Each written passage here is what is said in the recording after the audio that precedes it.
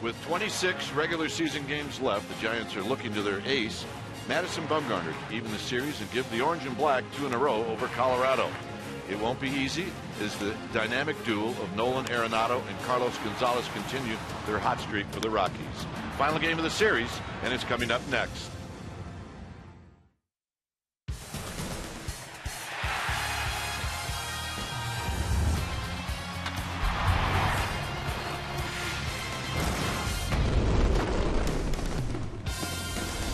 Day baseball here in Denver. We're coming to you from Coors Field as we wrap up this 4-game series, Giants and Rockies. Hi again, everybody. I'm Dwayne Kuiper. Alongside me is Mike Rucco.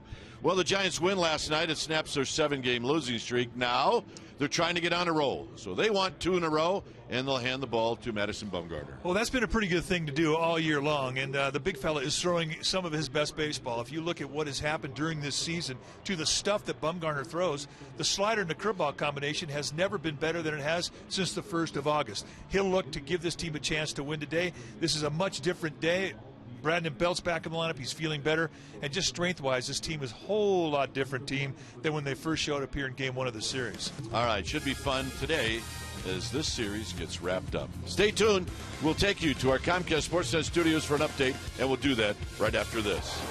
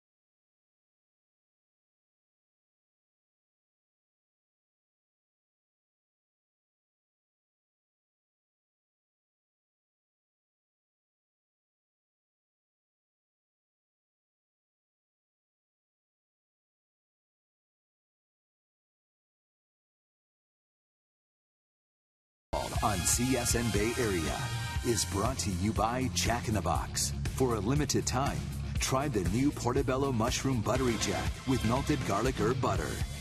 And by Toyota, the full-line automaker with the longest-lasting vehicles in America. Toyota, let's go places.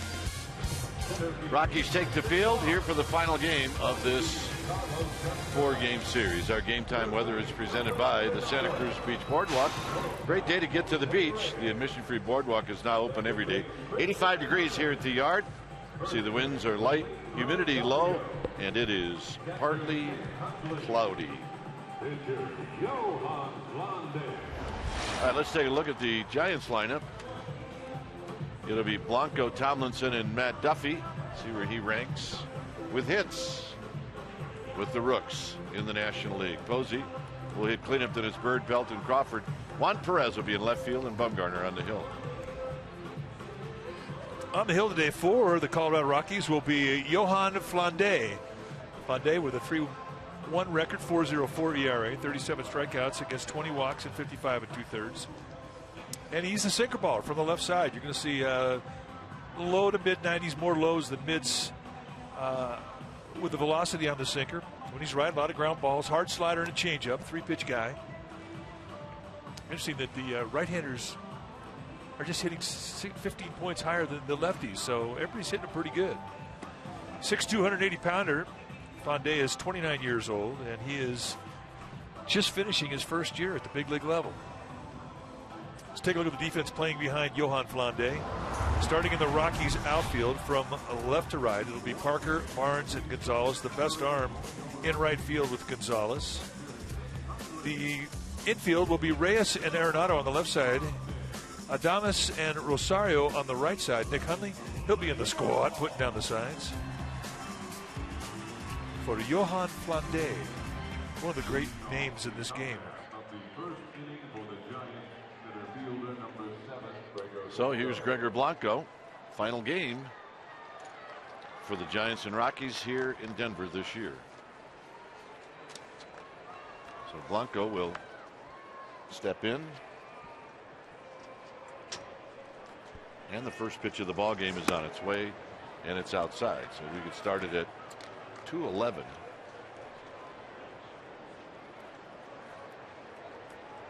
Not a 1 o'clock start, not a 3 o'clock start. As this is bounced to Rosario, and that's how this game gets started. But a 2 o'clock start. Yeah, it's a bit odd. But it is the last day of a 4-game series. Last day in the second city of a 3-city trip. And a chance for the Giants to even the series.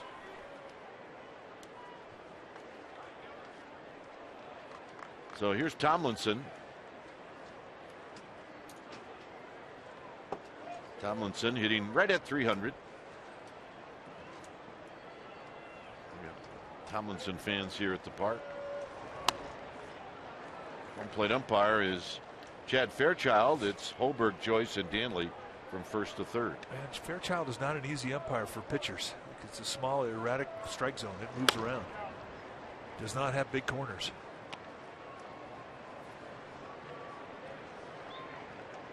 Great for parks like this. It's not a good day. It's not a good mix. Coors Field and Chad Fairchild. There's a strike.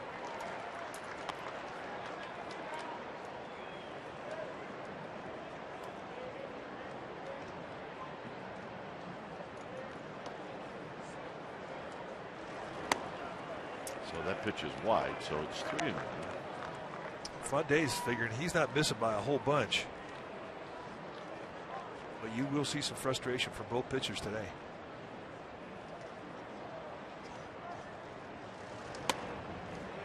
And now a full count. Yohan Flande, you're going to see a fastball about 55% of the time. It's got a little natural sink to it. Most effective down around the knees. His changeup is #1 kill pitch, and specialty pitch. His slider is an erratic one. It doesn't have great feel with it. Hit out into right center field. Barnes has got room, and he'll put it away. 2 outs. There was no batting practice today, so we really couldn't get a chance to see how the ball was carrying, but there is a little more humidity in the air. It doesn't feel as live today as it has the previous 3 days.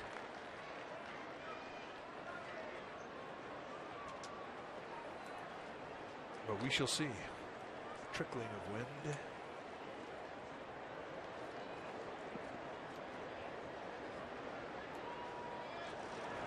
So here's Duffy. Duffy 5 for 13 in the series.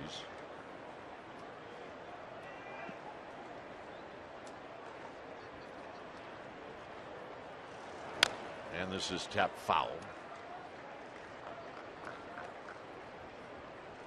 Hitting at .304, 10 home runs, 63 driven in.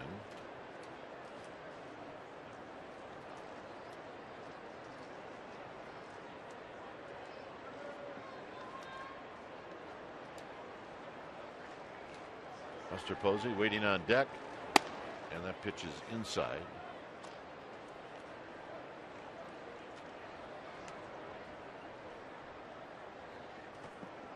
Flande originally came into professional baseball with the Phillies organization. Then he went a while to the Braves. And he was a free agent, a minor league free agent, and the Rockies scooped him up. That did not miss by much. A little cut fastball. Flande thought the inning was over. Outside and high, so it's 3-2.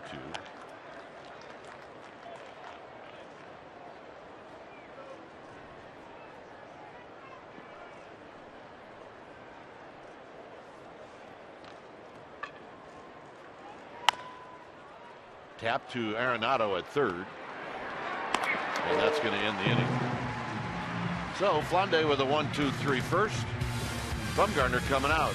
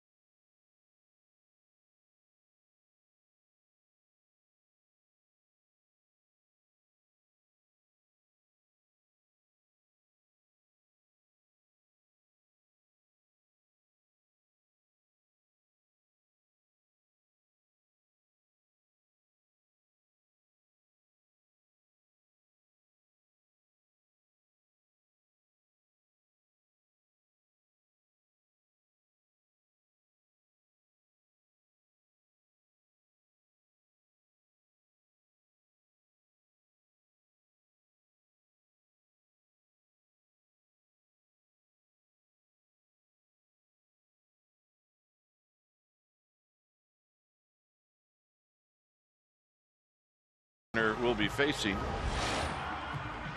It'll go like this. It'll be Reyes, Adames, and then Nolan Arenado, who's red hot right now. 9 home runs against the Giants. Followed by Gonzalez, Rosario, and Hundley.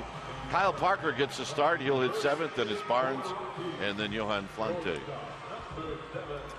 On the hill today for the Giants will be the left-hander Madison Bumgarner, 26 years of age, 6'5", 250-pounder, and his 28th start, and he's had a solid season. 16-7 with a 2.96 ERA.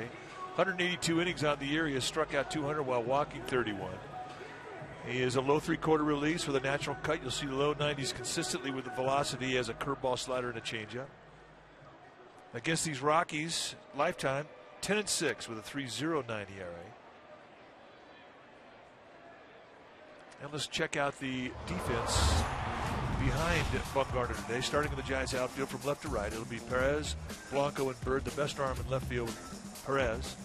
Crawford and Duffy on the left side, Tomlinson and Bell on the right side. Buster Posey, he'll be in the squad, putting down the signs. So here's Jose Reyes to lead things off. And Reyes on the first pitch taps it foul. 4 for 12 in this series so far.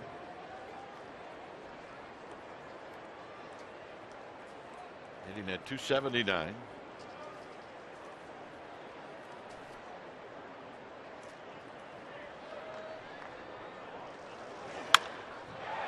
Drives this one into right field, a base hit. So Reyes is aboard, and that'll bring up Christian Adames. Yeah, that really is the approach you have to have if you're going to hit on Bumgarner. I mean, you've got to think the opposite way. It's not a hanger. They set the outside target. Ball's got a little cut coming back into the strike zone, and if you try and pull this one as a right-handed hitter, you're going to roll it over. You stay inside it, you go the opposite way. That's a good at bat. So here's Adames. He's 3 for 6. Those are his numbers at Albuquerque. He bounces this one into right field. So just like that, first and second, nobody out. Another opposite field approach. You might see the Rockies do that, or try to do that a lot. And you know, when a team does that to you, you have to adjust off it if you're Bumgarner. And the way you do, you elevate the belt and just start cutting in on the hands. Talk about the 9 home runs that Arenado has had against the Giants. This was last night's version. And oh, by the way, he has homered in 6 straight games.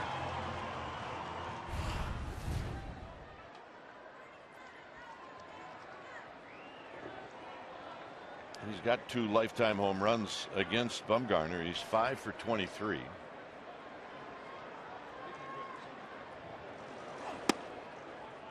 And the first pitch is down low. 1 ball and no strikes. He's got 7 hits in this series.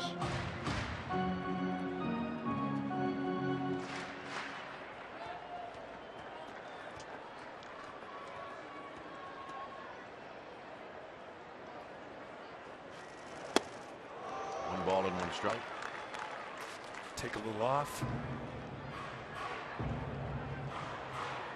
When you look at the slider and the cutter, I mean, it's almost the same pitch, but speed-wise, but one is flat, the other one has tilt to it. And then he'll throw a curveball on top of that. All of his pitches move into a righty. 1 and 2. Right back with it again.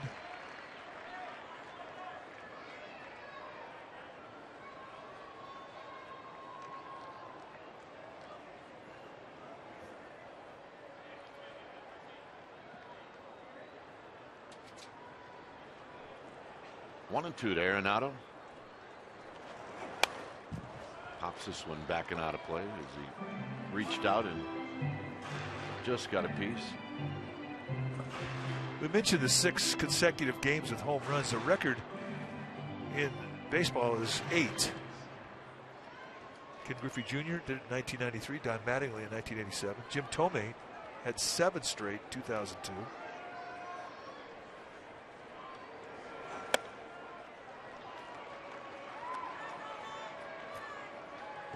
Two and 2 on the high fastball.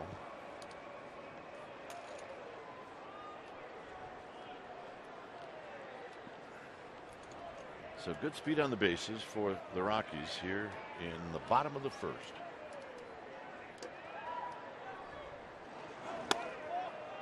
Oh. Madison Bumgarner wants to know that one, where that one is.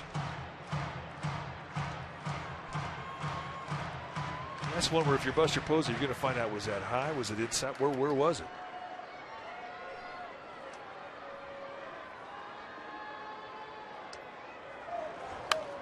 All that.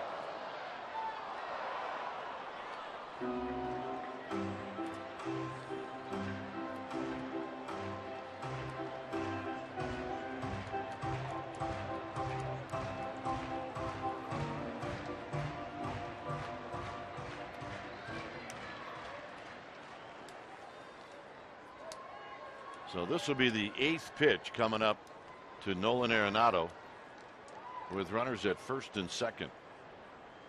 Runners go, so we're going to foul back.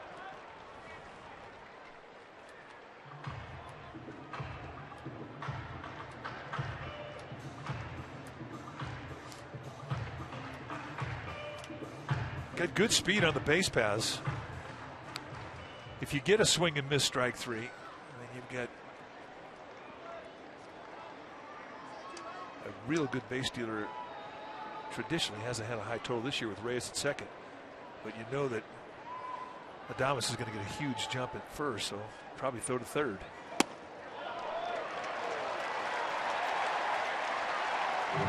So the walk loads him up.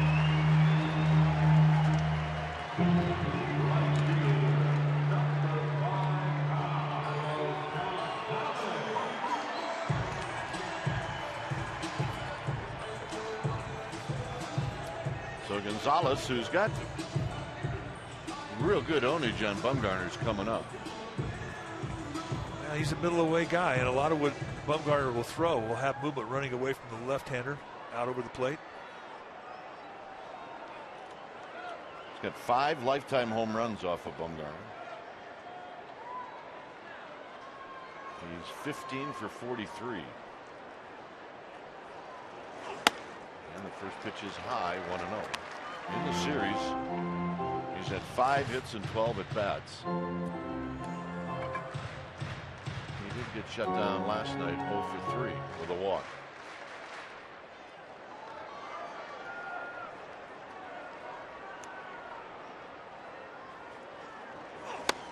No ball, or make it 1 ball and 1 strike.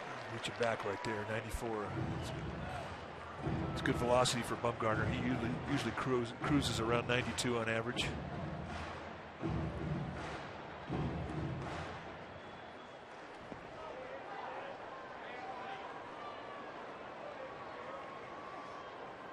Tomlinson, Crawford at double play depth. Now it's 1 and 2. He is letting it hang. 2 challenge fastballs at 94, 1 in, 1 out. So he's got the 1-2 advantage here, and he really hasn't shown him that good hard slider off the plate. And remember, Gonzalez will chase.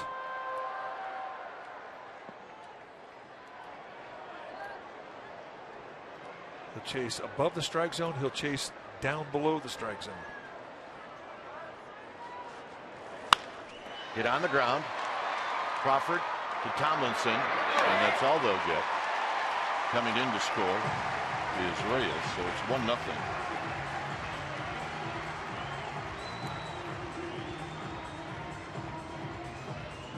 So Bumgarner got the ground ball. It just wasn't hit hard enough, nor was it right at Crawford.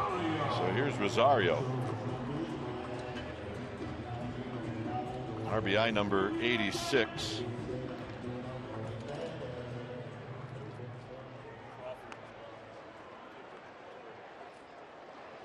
RBI number 86 for Gonzalez.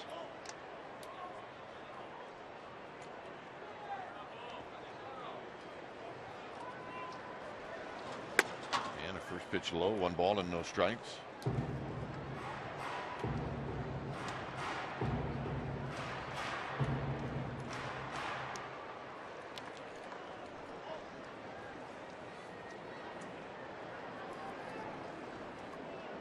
Rosario's hit into 7 double plays. Drives this one right at Perez. His throw home is not in time. Fairchild started to throw up the arm. I'm sure the Giants will take a look at it.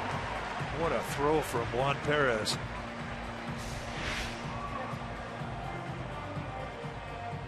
But it was called correctly.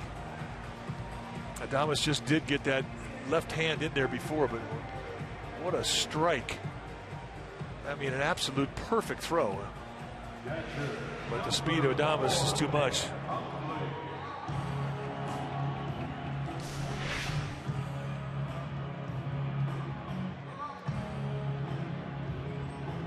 One more look from above.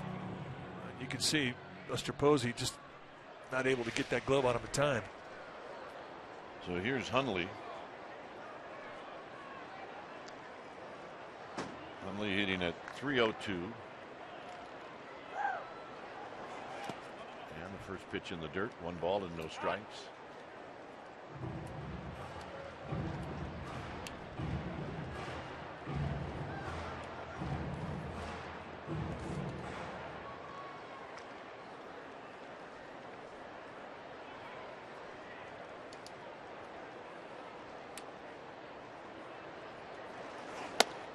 High, 2-0.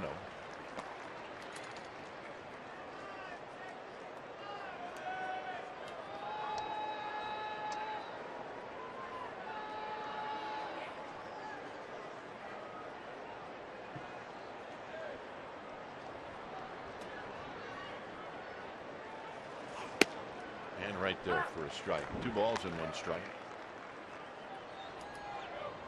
So 21 pitches already for Madison Bumgarner.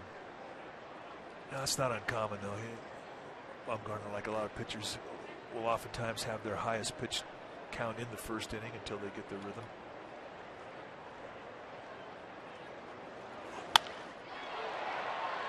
Hit into center field and making the sliding catch is Blanco, and that's going to end the inning. 2 runs, 2 hits, 1 left, 2-0 Colorado.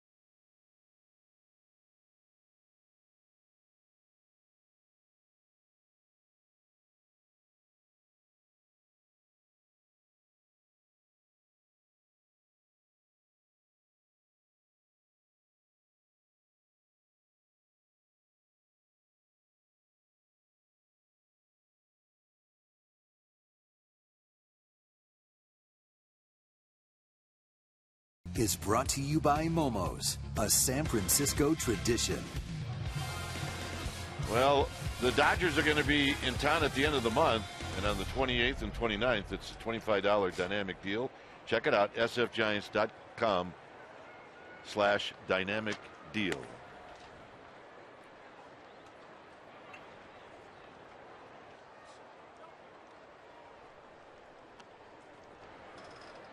So here's Buster Posey.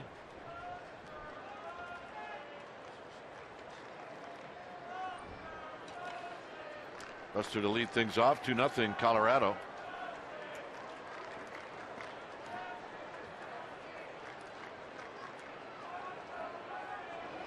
First pitch is wide, Bird, and then Belt.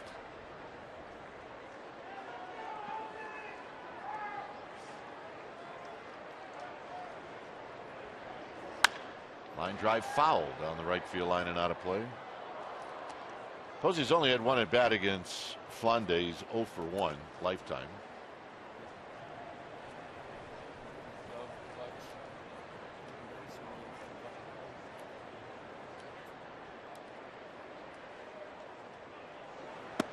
In tight, 2 balls and a strike.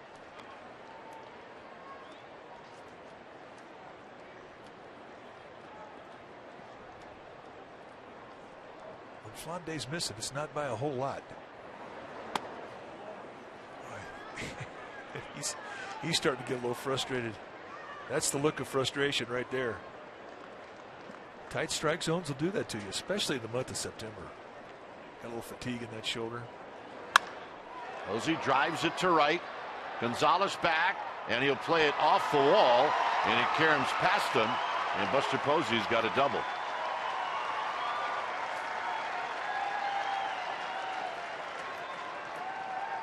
See what he could hit here during the season. He'd probably have 135, 140 RBIs, 30 home runs, hit about 350. And this is why. Inside the ball, it's not a hanger. This is on the outside corner, but this swing that he has, it's so flat, and flat is what causes backspin. And backspin is what gives you carry. So the first hit of the Giants goes to Posey. Just flicked that ball over the head of Gonzalez off the wall. Bird taps it foul. He's 1 for 9 in the series.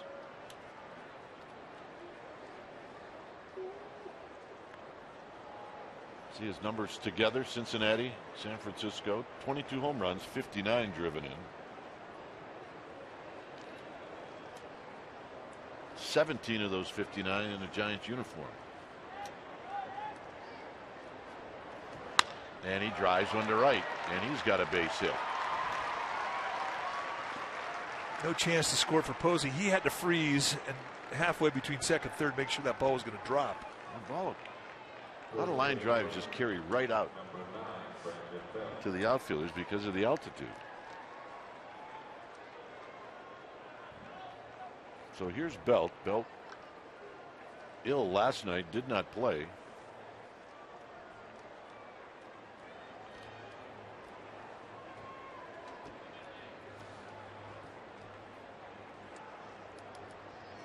Right now trying to get the Giants on the board.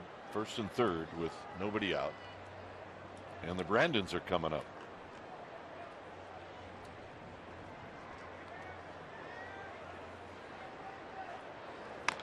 Taps it foul, and it's 0-1. Looking fastball first pitch. Yeah. Well, he's really come back against lefties. He was off to a horrible start, hitting a $125 the first 33, and then all of a sudden it all kicked in. Made a few adjustments.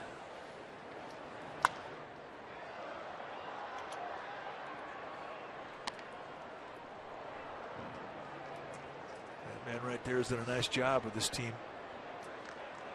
Hensley Mullins, the Giants hitting instructor. What'd you call him last night? Sir Bam Bam? Sir Bam Bam. He is a knight.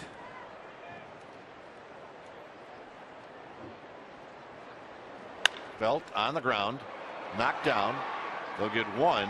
Coming in to score will be Posey. So the Giants kind of catch a break on that. That either should have been an out at home or a double play.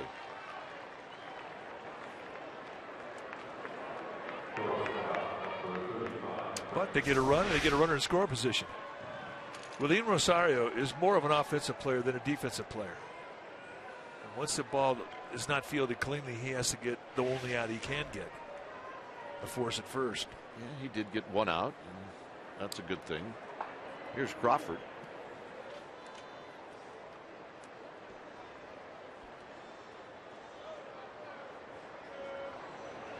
Crawford with a swing and a miss. 260, 19 home runs, 75 driven in. He's got 2 at-bat ownage on Flandes, 2 for 2, a double and a triple. He's been on that 19 home runs for a long time, just like the Giants were on 69 wins for a long time. They finally got off it last night.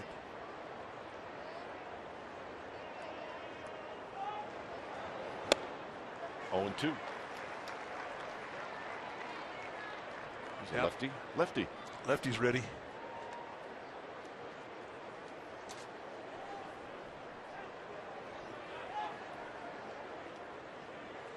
2 to Brandon Crawford. Juan Perez waiting on deck.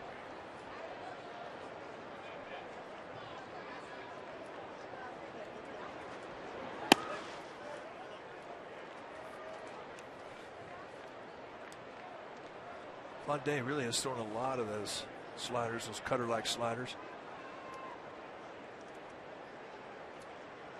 That really has been the one pitch that he has ridden hard today.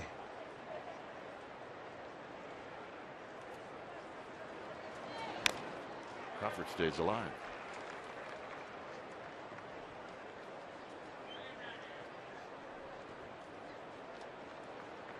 As we mentioned at the start of the game, he's got a changeup. I haven't seen it yet. That really is a pitch he'll throw more to right-handers than lefties. And for the most part, if you're taking your bats off him left-handed, you're going to see hard stuff. You're going to see cutters and fastballs.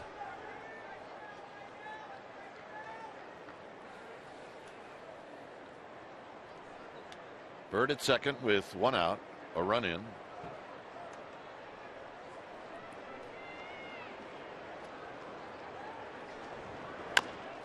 Tapped slowly again, foul.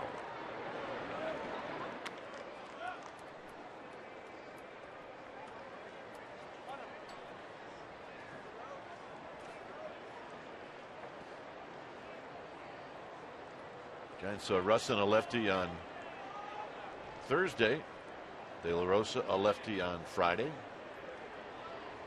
Bettis, a righty that started last night. Tapped slowly. Remember, Crawford's been told to run easy. He does. He's thrown out. Bird to third.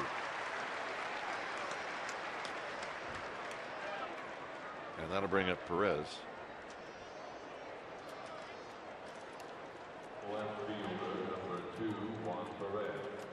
So Perez, who comes in hitting at .360.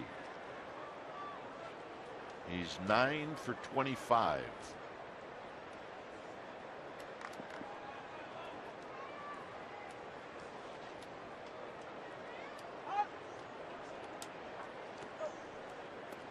Now here's where Perez, because of Bumgarner on deck, he doesn't really have to worry about getting pitched around.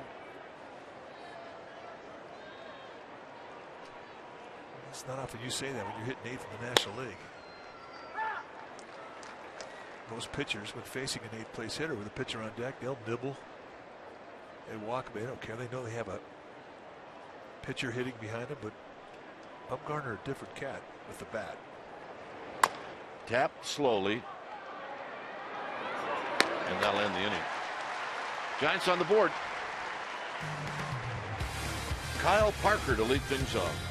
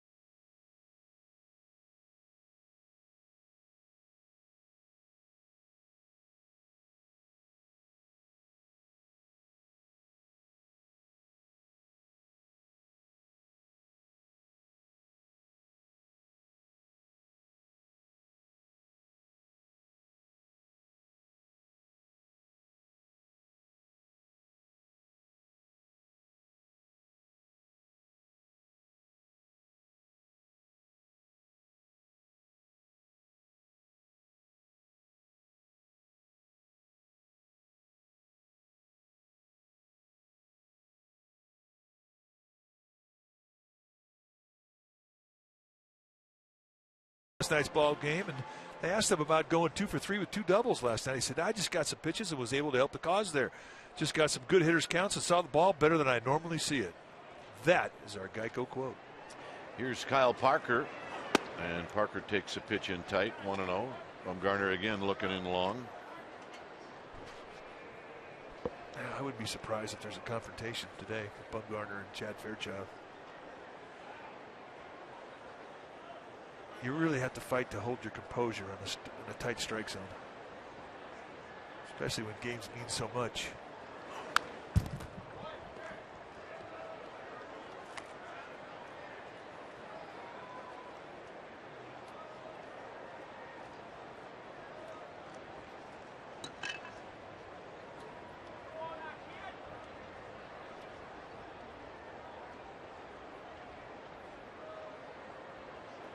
The 1-1 to Parker. It's a swing and a miss. Parker's was born in Evans, Georgia.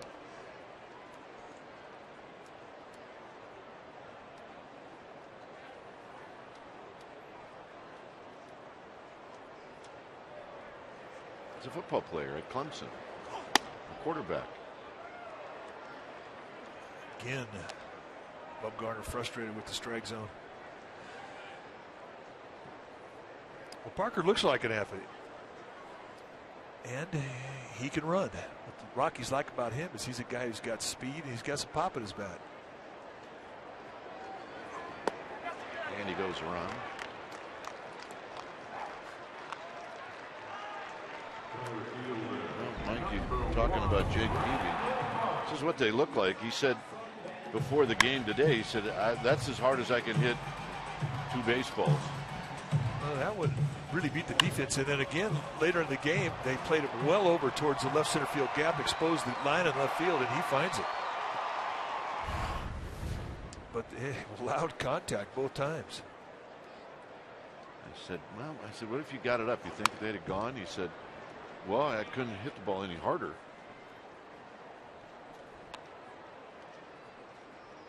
So here's Barnes hitting .258.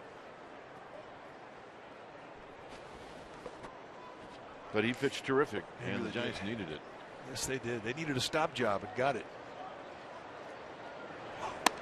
High and wide, it's a ball and a strike.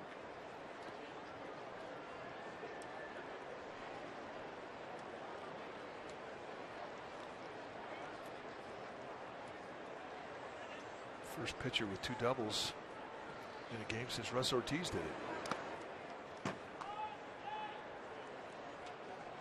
Russ. I miss Russ. He's a good Giant. Yes, he was, and he was a good hitting pitcher.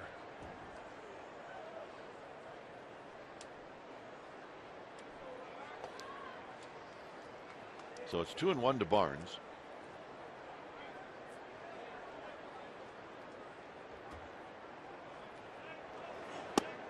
Two and two. Good hard slider there.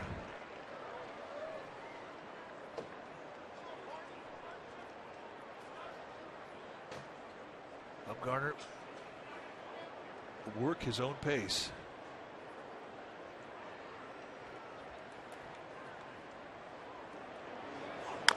Tap foul.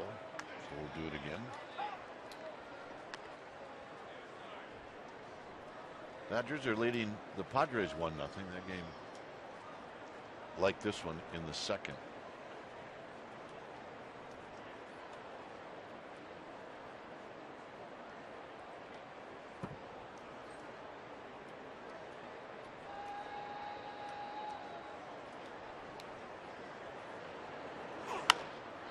Hit into center field for Gregor Blanco. 2 outs.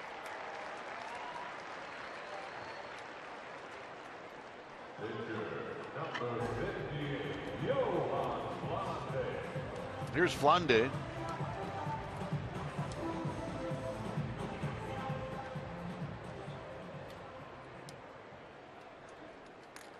Flande 3 for 18 as a hitter.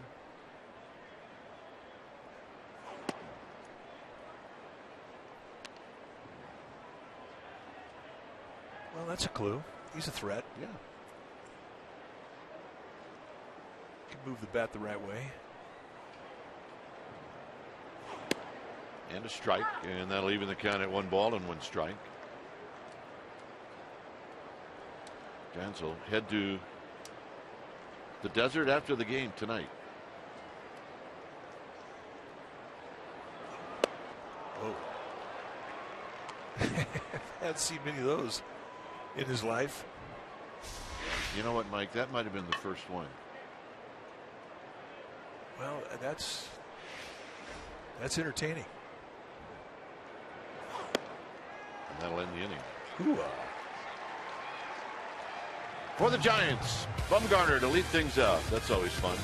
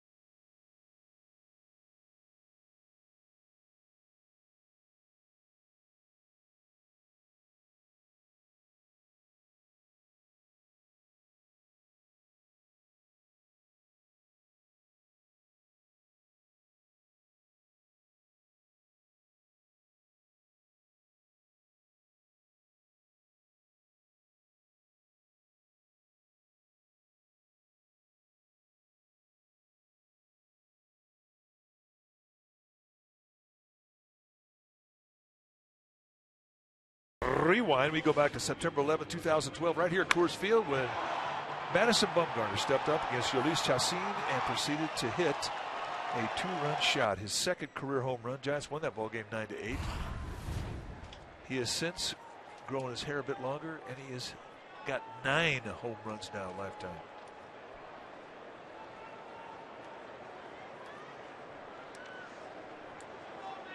Okay. She's back.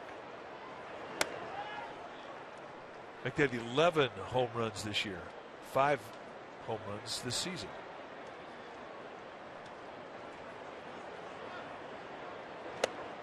One ball and one strike. So our Gamer Babe fan is back. She's back.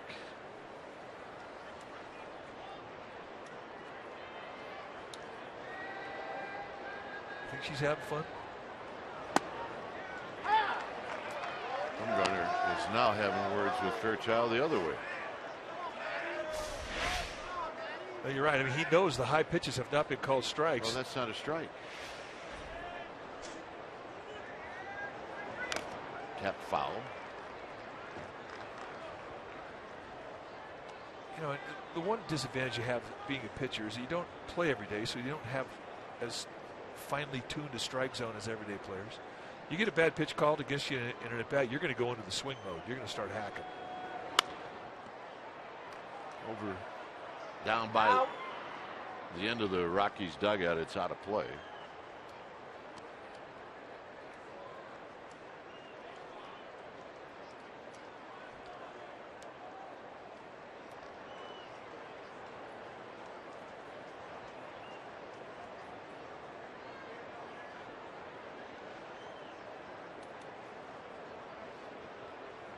River Blanco and then Tomlinson here in the third.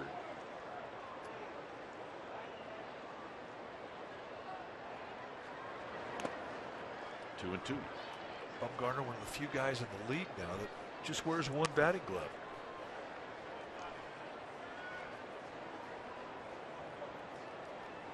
Bottom hand of the bat, that's your power hand. Top hand's your guide hand.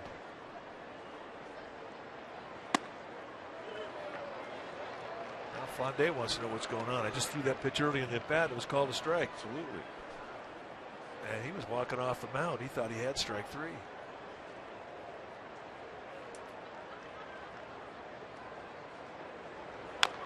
Tap foul again. It stays at 3 and 2. Run that pitch count up. 40 pitches now for Flande. Next pitch will be number 9 in this at bat.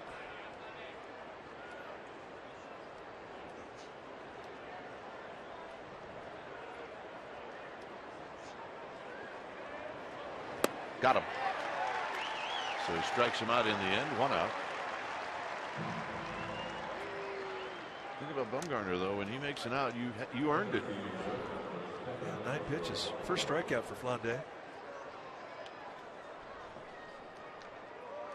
Here's Blanco, who bounced out to the first baseman to open up the ball game. Hit a long home run last night, his 4th of the year. Fouls this one back just to the right of straightaway center field. Well, he really got both cheeks into one last night. It was really a big swing of the bat. The Giants had a 5-run lead, or 5-1 lead. Then the Rockies came back 5-3, and then in the top half of the next inning, he comes up and hits it out to center field. And it really brought momentum back in the Giants dugout. It was a big swing of the bat.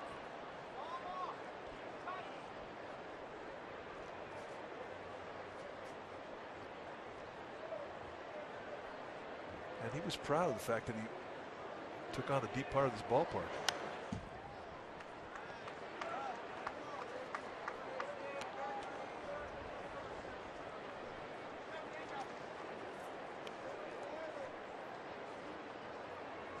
Tomlinson to follow. 2-1 ball game. Rockies on top.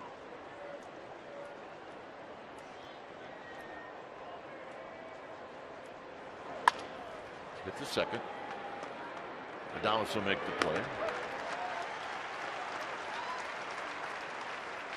And here's Tomlinson.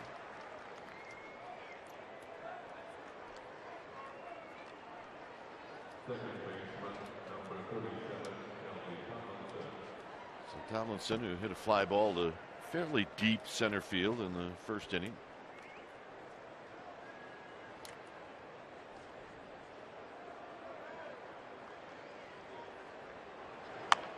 Taps this one foul.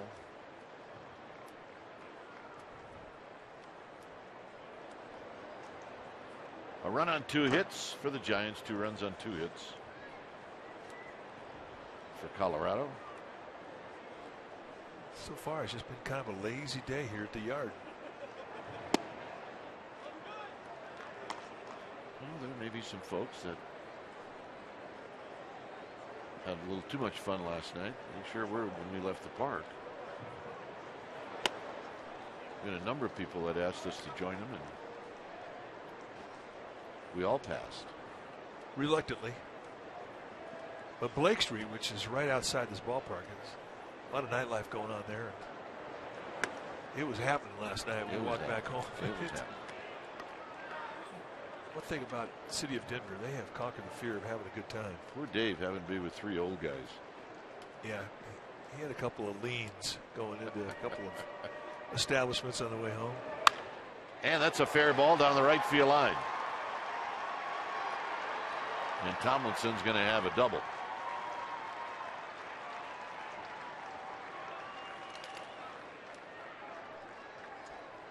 And Duffy's going to hit.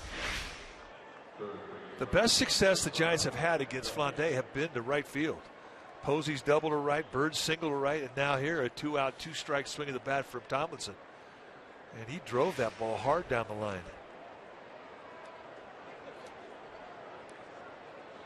So here's Duffy.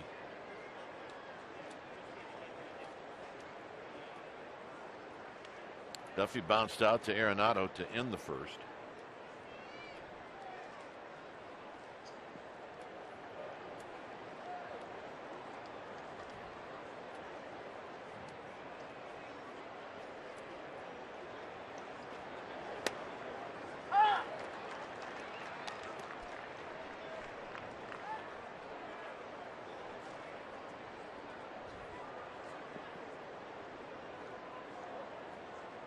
Oh, 1 to Matt Duffy with 63 runs batted in. High and away with Buster Posey to follow. I have to figure that Duffy knows he's going to get something to hit. They do not want to face Posey here in the 3rd.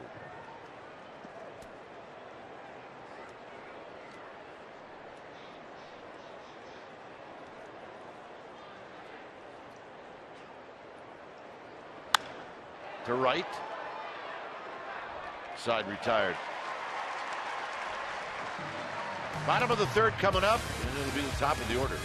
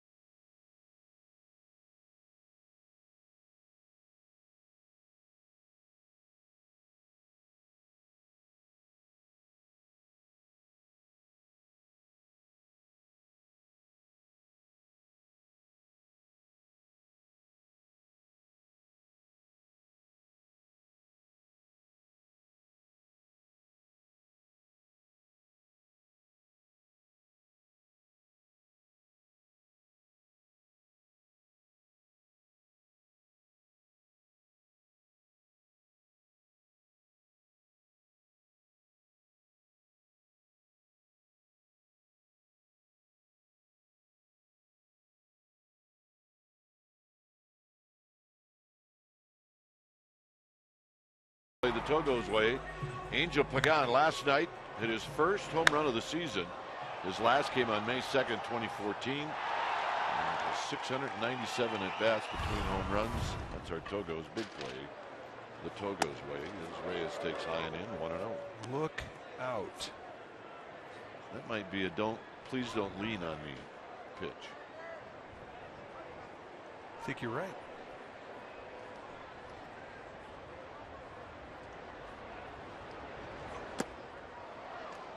Reyes might not see another pitch away all day. Well, I mean, his first at bat, he had a beautiful approach going the opposite way, and it was on the outside corner.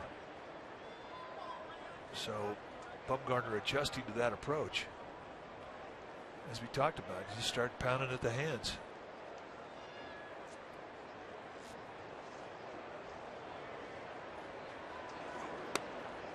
And that's the first curveball he's thrown today. And that absolutely locked Reyes up. It did. About 10 miles per hour slower than the slider. Now you go back in the dirt.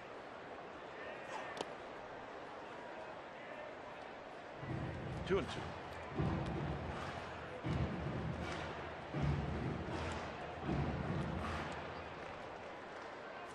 One thing about taking your at bats against Madison Bumgarner, when you get in that batter's box, you do feel his presence.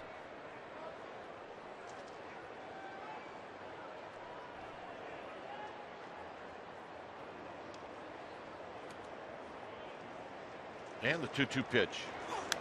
Foul back. And you can say that about every great pitcher. And those are things that you want to acquire when you get into this league as a pitcher. You want to be able to have some presence out there on that mound. And that is something you have to earn.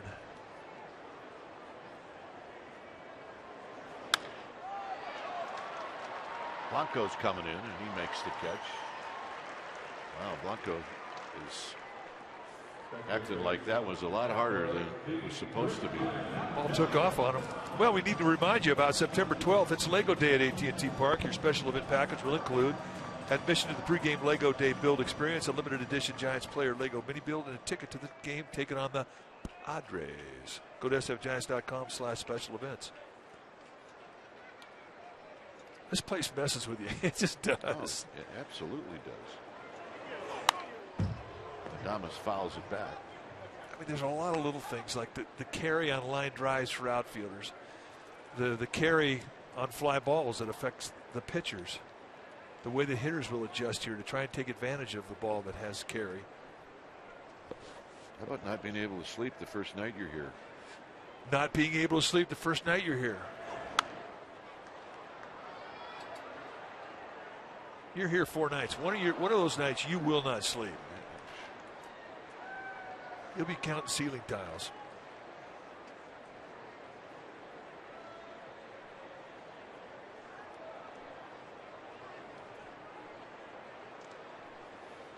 Watching the Food Channel. It gets you. Or in this time, watching the Munchie Channel. Good point. 1 ball, 2 strikes.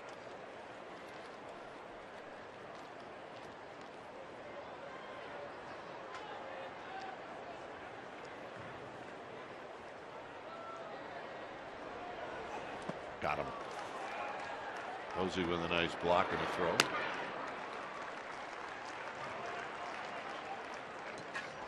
Third baseman, number 28, Hey, watch Posey. This ball bounces away from him, and the ball goes up the line. Now he's got to move to his right to create an angle so he's not throwing into the runner. It's the tip for young catchers. Do not let that runner get in your way of the first baseman. And to do, just like Posey said, just take an angle. Give yourself a lane of nice little clear view to throw it to first. Here's Arenado, who drew a walk in the first inning, and it's inside. 1 ball and no strikes.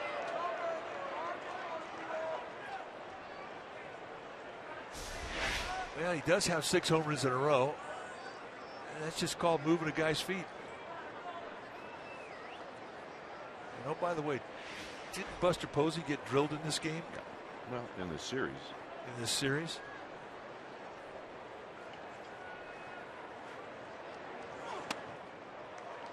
One ball and one strike. You know, you don't have to put a guy on his back.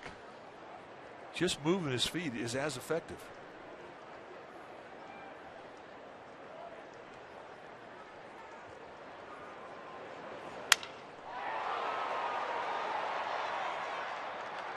And that'll end the inning. Fourth inning coming up.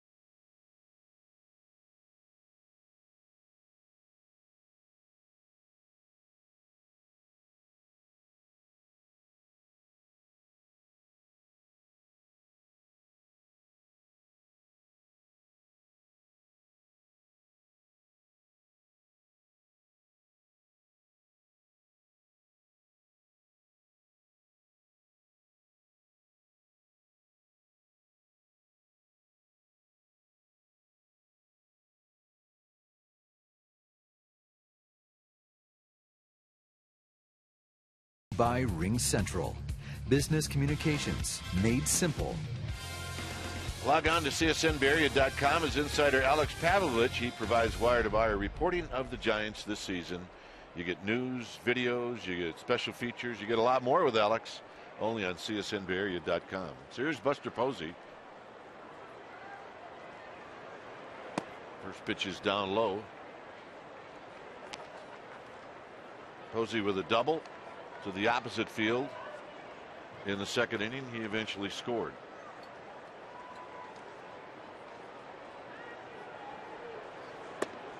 Two balls and no strikes.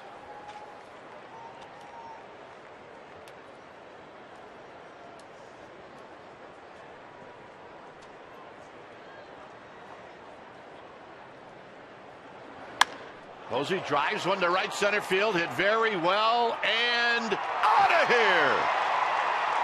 And this game is tied. And for Buster Posey, number 100 in his career.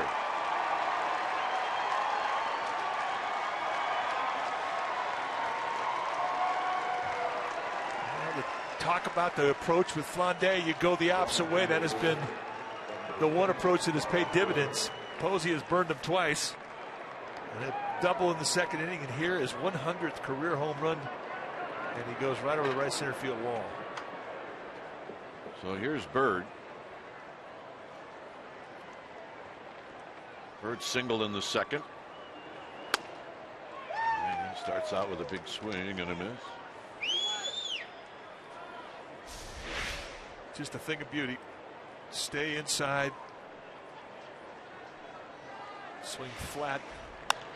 Bird pops this one up. It'll be a long run for Rosario and Gonzalez. And it's just dropped by Rosario, who made a great effort. That would have been one of the plays of the year for a first baseman going after a pop-up. He had to cover some ground. And he's a guy that doesn't look like he's built for speed, but he can surprise you. And he got close.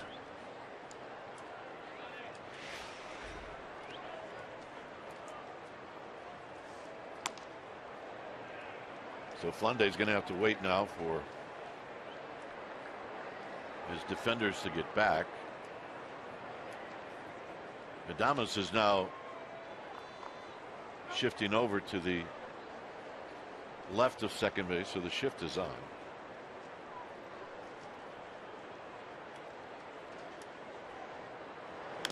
Tap foul. 1-2.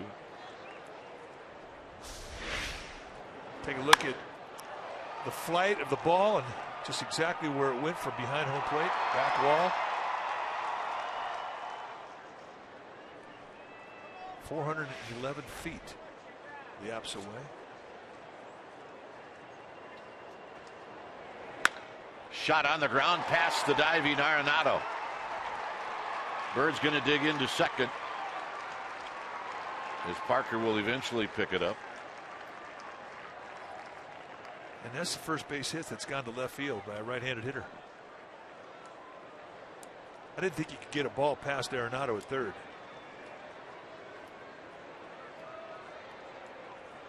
I agree.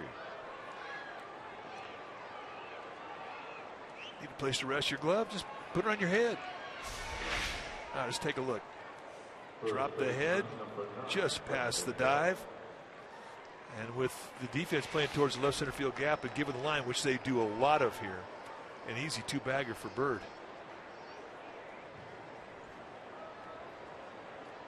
So here's Belt. Belt had an RBI on a ground out in the second.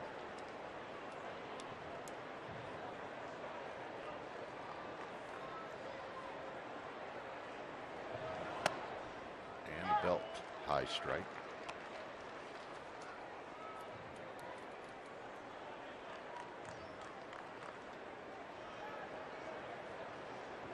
Crawford to follow.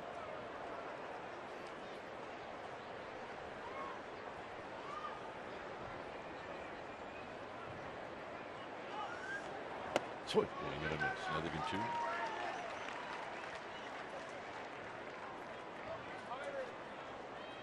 That might be one you'd like to have back.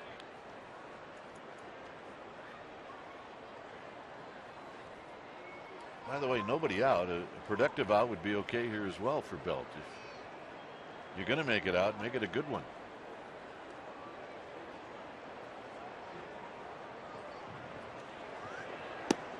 Low, 1-2.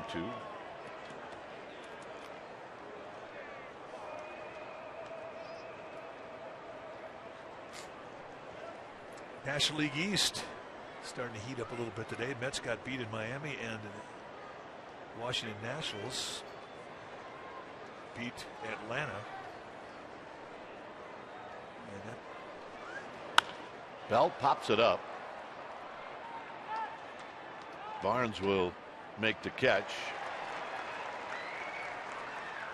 Decides to ignore the cutoff man. It's 1 out.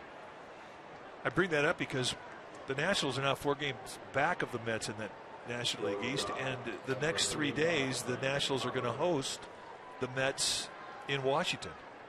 2 teams will meet 6 times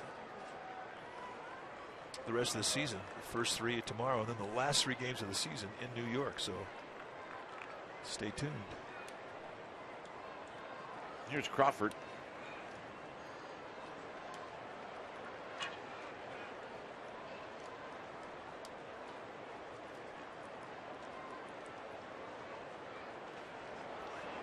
So what you're saying is the Nationals have time to salvage their season. They absolutely do.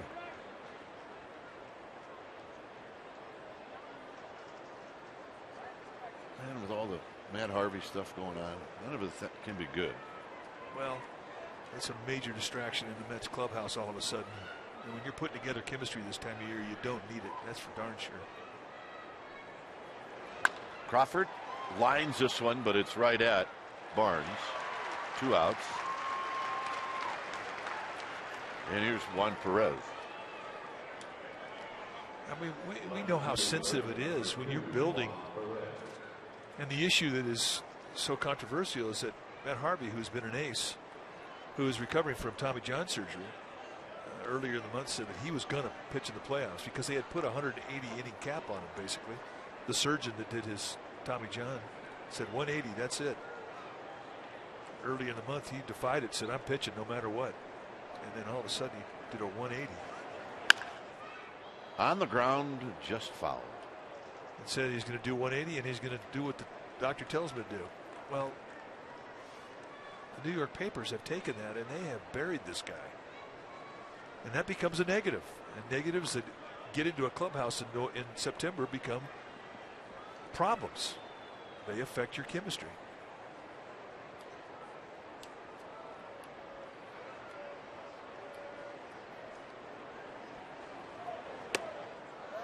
Oh, 2.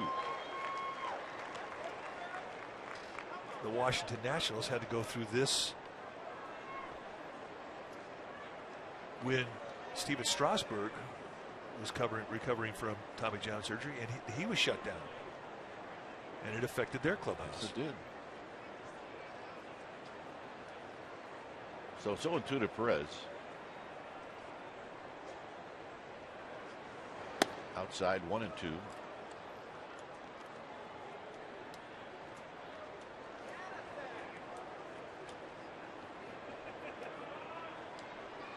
Bumgarner on deck. Should Perez reach?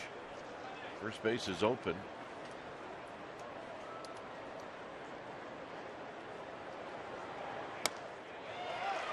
And that'll end the inning.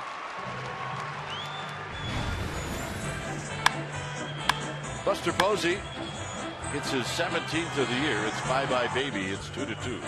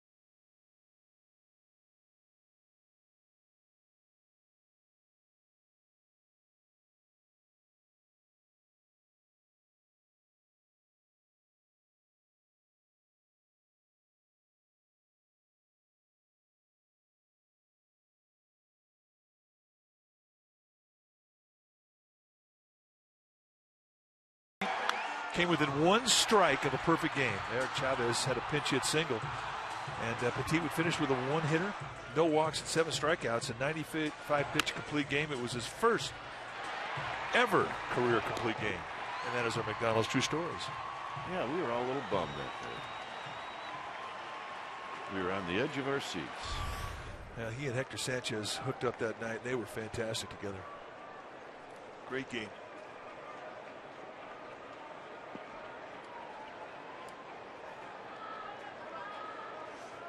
So here's Gonzalez, who fouls it straight back and out of play. Hector Sanchez, by the way, is probably done for the year with really a bad ankle sprain he suffered in last night's ball game. The Giants have added Jackson Williams, a catcher, to the roster. He is here today.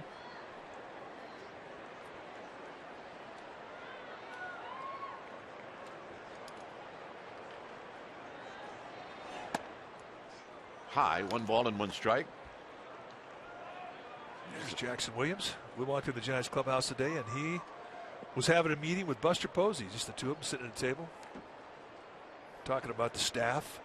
He played against the Giants last year in this park with a Rockies uniform. There's a base hit down the left field line. Gardner, in frustration or admiration, one or the other, kind of looked at Gonzalez after he hit the ball like, really?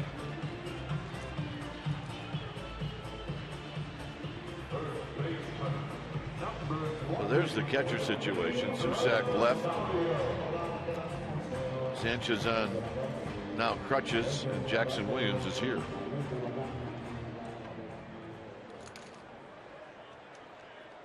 So here's Rosario.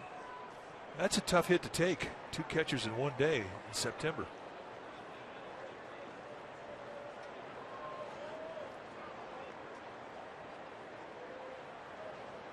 Two catchers in one day in any month. There's a bunt.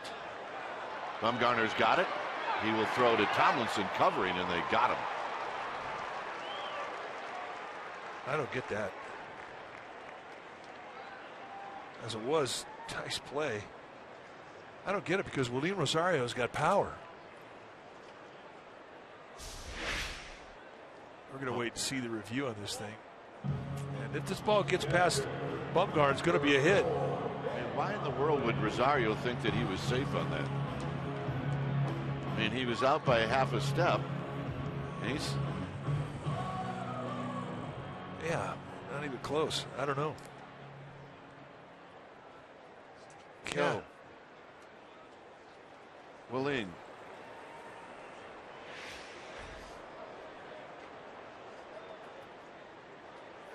Well, they're reviewing to see whether or not Tomlinson had his foot down or if he raised it up. So that's what it is. It's whether he had his foot down or not. So maybe Rosario's got well, they're going to take a a look. beef.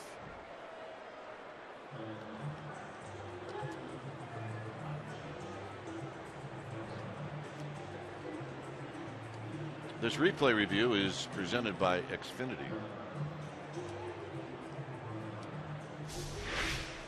All right, did Tomlinson get on the base? Foot off the base and then foot back on the base? Yeah, I think they still got him, but it's close. So, out it is. Yeah, they got him. So, by that replay, they lose their challenge for a while. Could be a big play.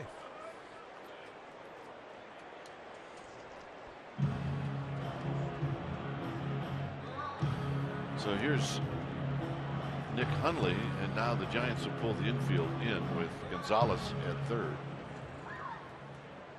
Hundley lined out to center field in the first. Bumgarner's going to try and strike him out here. That's the challenge for a starting pitcher with a runner at third base, less than 2 outs. 4 innings into a ball game, tie score.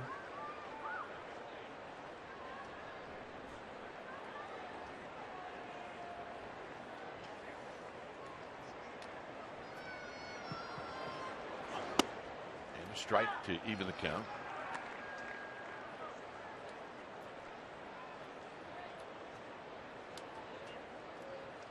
On deck is Kyle Parker. Infield in with Gonzalez and pretty good speed at third. They're going to come into Hundley, and he fouls it back, so it's 1-2. And for Bumgarner, that's 57 pitches.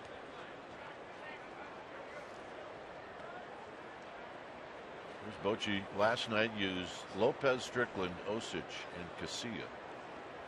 Just the way it is in this park. You're going to use a lot of relievers.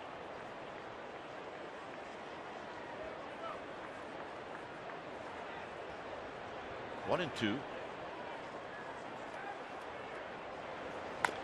Hundley waited, and he just got a piece of it.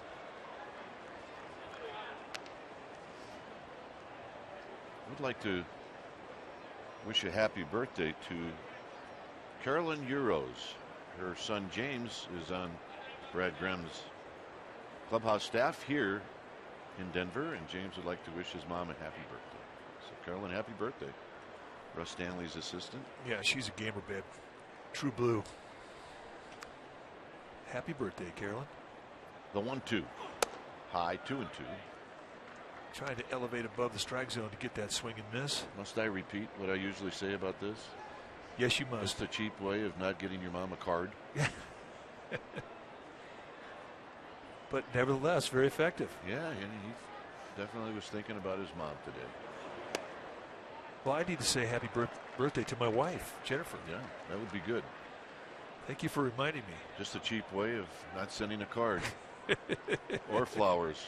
Or a gift. Yeah, but I feel better. 3 balls, 2 strikes. Yeah, happy birthday, Jim.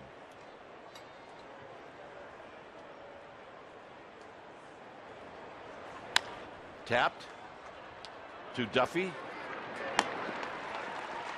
I do want to mention on that note that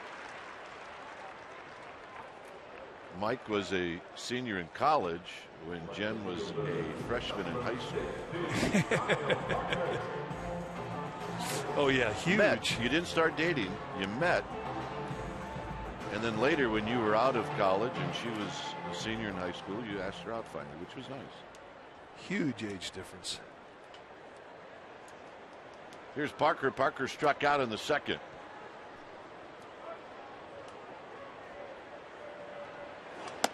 High fastball, 1 ball and no strikes. It's a 2-2 ball game.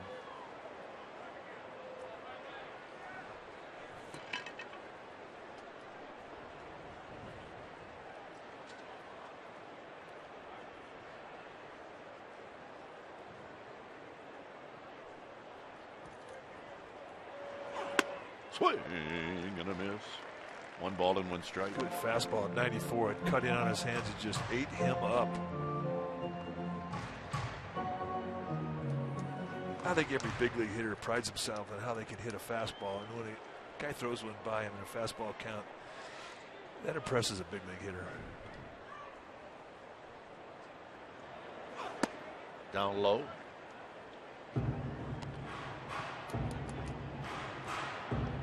So 94 on that fastball. Cubs win today? Yes, they did. They beat Arizona 6-4.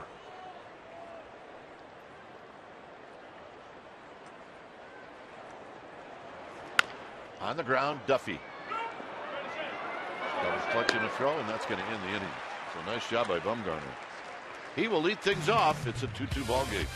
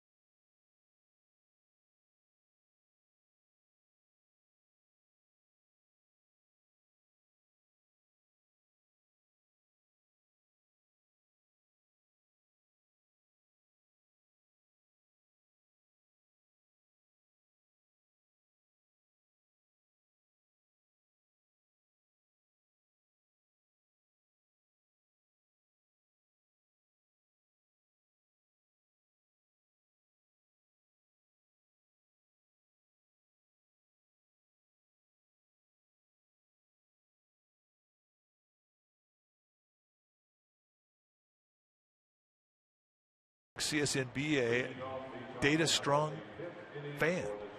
And you just might see yourself in an upcoming broadcast brought to you by T-Mobile. Allison with a picture of Buddy the dog with his Giants blanket. That a bit. Buddy. Here, buddy. He's a good boy. Here's Bumgarner. Blanco and then Tomlinson. No balls and 1 strike.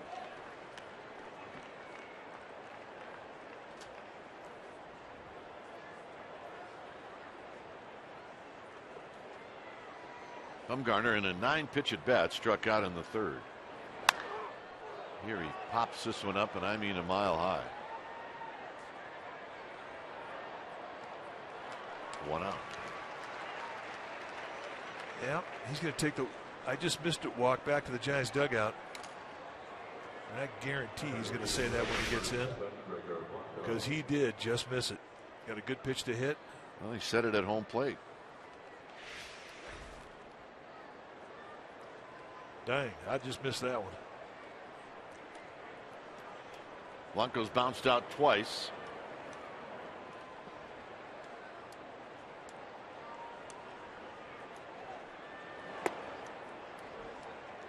Tomlinson on deck, and then Duffy. We are in the 5th.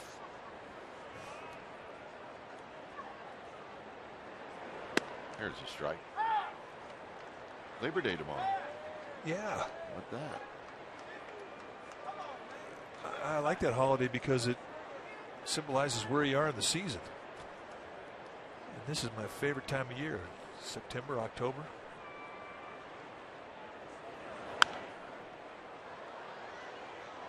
Well, we've enjoyed through the last 5 years October in different ways. Either way, you enjoy them. You're right. Either in the playoffs or you're home. And you're recovering after a long season is what you're doing.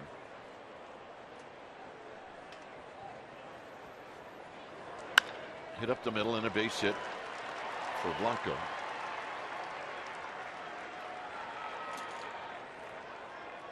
But I will say that sitting in a radio booth as opposed to sitting on a couch, 2 different things in October. Well, you know, we always get like about a week and a half off whenever the season ends, and then you'll give me the annual call. You'll call me up and say, we need a game to do. Yeah. Yeah, why don't you come on over, we'll put a game on, and we'll just sit here and do it. After about 2 cocktails, it's not worth it anymore. Swing and a miss to Tomlinson. But it's very entertaining. Tomlinson doubled right down the right field line in the 3rd inning. So he's got a big gap between Rosario and Adames on the right side of the infield. I like that shot that we showed from up above the home plate. That's got to be and indeed it is. One of the cool things about this ballpark when they build it, they have a row of purple seats at the top of, almost at the top of the stadium, and it signifies a mile high in altitude. There's the purple seats. And that camera angle you saw was from above the purple seats. It is a spectacular stadium. It has been since the days they opened the doors, and continues to be a great place to come watch a game.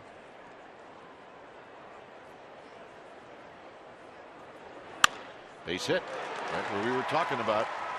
Sometimes he can make that look so easy, and so can the next guy. You know, what you think about the guys we've seen come up the last couple of years with Panic and Duffy and Susac and Tomlinson, and they all have good opposite field approach. Well, even Buster, 5 years ago. Buster, indeed. And you wonder what the consistencies are of the guys coming up through the Giants farm system, and that's it. They use the whole field. Meeting on the Mound is brought to you by Ring Central, business communications made simple.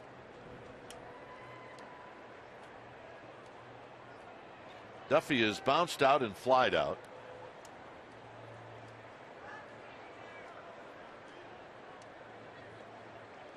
So pitching coach Steve Foster taking his own sweet time, and that's to allow his bullpen to get up and going. Now this is where Bonds hit one. That was not it, but this is the one where he hit the line. And he put it above the purple line. That is the farthest ball we've ever seen hit. And we tell people and players about that swing of the bat, and they look up because it's gone now. It's the rooftop, which is a series of bars and eating establishments, and they shake their head. They say it's impossible. Bonds would do something impossible just about every day. Well, he would do it if you challenged him.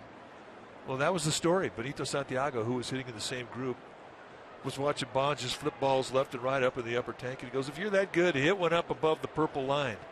Whoop. Done. Swing and a miss. No balls and one strike.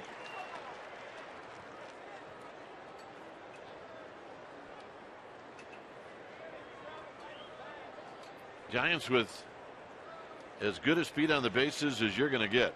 Blanco at second, Tomlinson at first. Duffy looking out at Flande.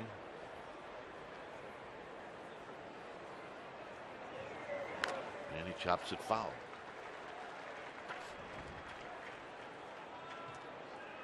"80 pitches with one out here in the fifth for Flande." If you're Tomlinson, you need to get as big a lead off of first as you can, because Duffy's a guy that hits a lot of ground balls, hits into a lot of double plays. Giants have hit into more double plays than any other team in the National League.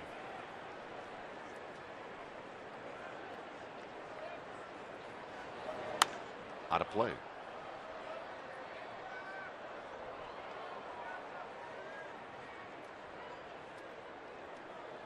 But the situation here calls for a fly ball, which is how you have to play. Address the situation and then try and hit to it. Get a base hit, all the better. But you'd like to get a fly ball deep enough to move everybody up, maybe score a run.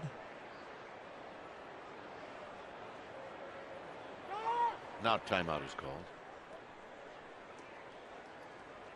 This ballpark has a lot of base hits in it. It's the biggest outfield area in all of baseball.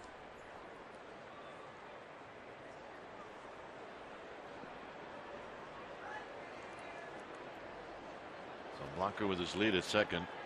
Adames holding him tight. In time, Duffy wanted to go, but he held up. It's a good pitch. Giants get an off day Thursday.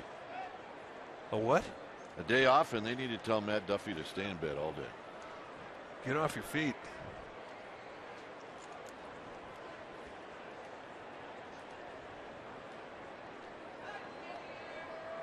The pitch. 2-2.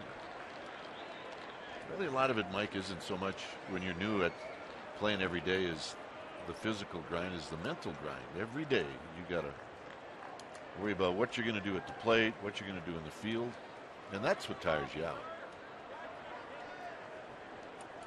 Yeah, day off. You can go brain dead for 24 hours. It helps you out. Driven into center field. On the move is Barnes, and he is not going to get it. Blanco scores. Tomlinson scores. Duffy with a triple. And the Giants take the lead. Well, we're going to make this our Ford right choice. Flande puts one too many out over the plate at the knees.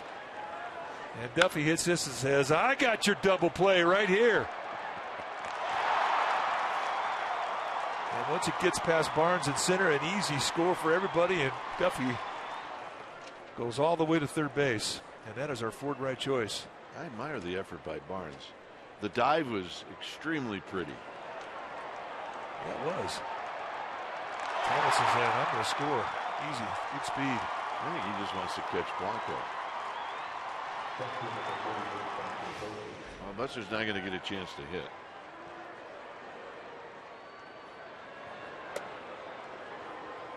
This may be the last thing that Flande does today. They've got Brooks Brown, the right-hander, down on their pin. And Giants fans are not happy with this. well, pretty easy decision. If you go on what Posey did against Flande the first 2 at-bats of this game, opposite field double, then an opposite field home run.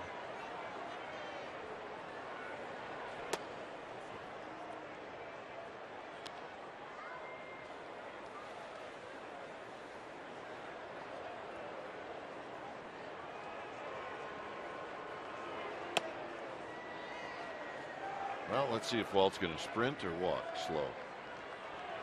What do you think? I think he's going to go with the walk slow.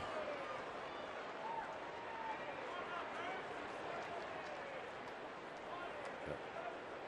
Good call. Yep. When it's time for a change, think Speedy Oil Change and Auto Service. Your oil change tune-up and smog experts. Well done.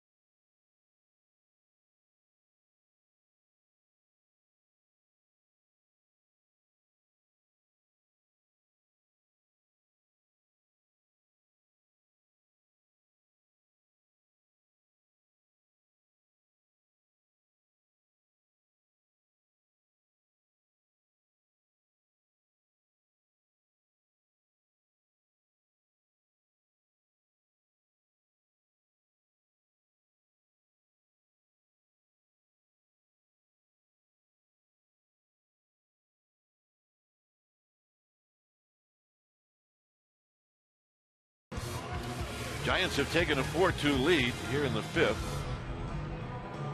Now they have an opportunity to add on with Marlon Byrd coming up.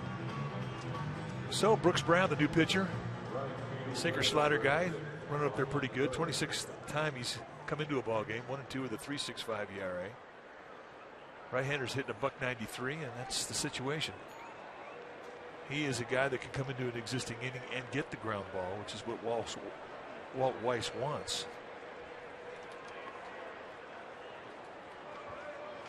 Byrd is 2 for 2, a single and a double.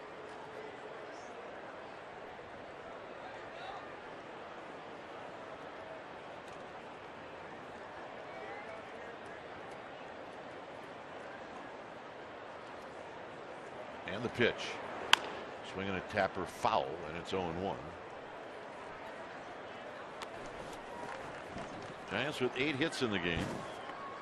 Bumgarner has held the Rockies to 3. And 2 of those 3 came in the first inning.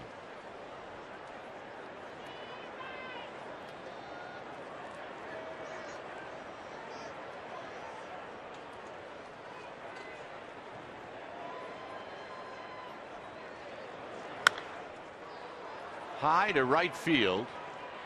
Gonzalez moving over, but this is going to be out of play. That would have been interesting. That depth right there, yeah, that would have been very interesting with the arm strength of Gonzalez and Wright and the leg speed of Duffy. I mean, a good throw. It would have been close. And Gonzalez has that ability. He's got a real good arm. 0-2.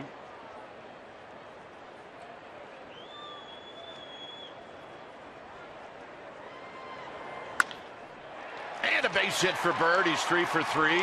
And Duffy scores. It's 5-2. And that's an 0-2 at bat right there.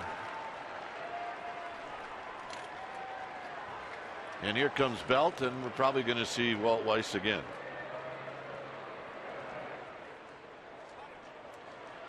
And you called it. What did I call? We're going to see Walt Weiss again. Okay. So, Weiss coming out. Brown coming out. It's 5-2 Giants.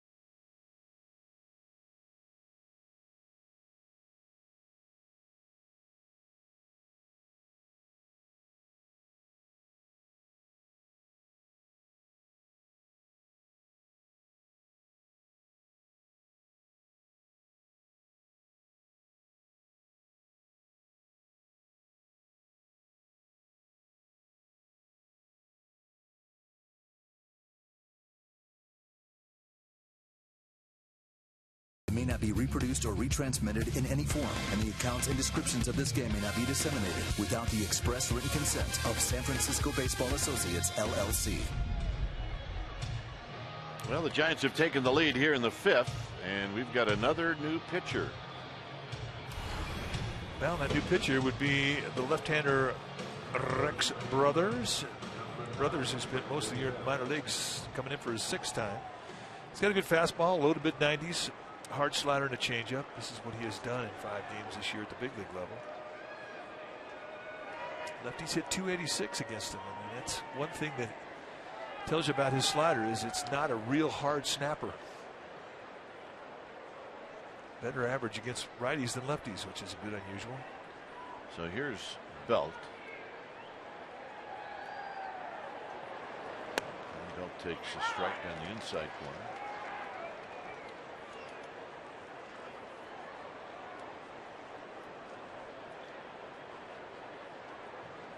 Posey at second. Bird at first. 0-2. Good slider there.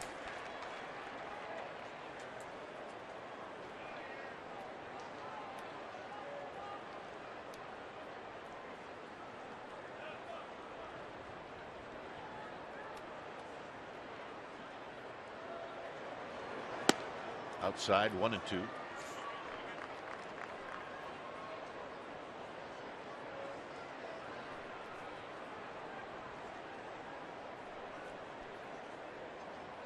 Giants trying to add on here in the 3rd. They've scored 3 times. Well, emergency swing fouls it, so he'll get to see another pitch. Yeah, that had some hang to it too. You're looking for a mistake, and he got one. Yep, here's to you. Nice play. Belt is 1 for 8 lifetime against Rex Brothers.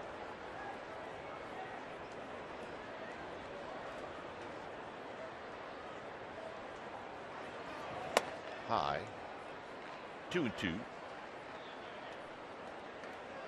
Those are the numbers you're talking about.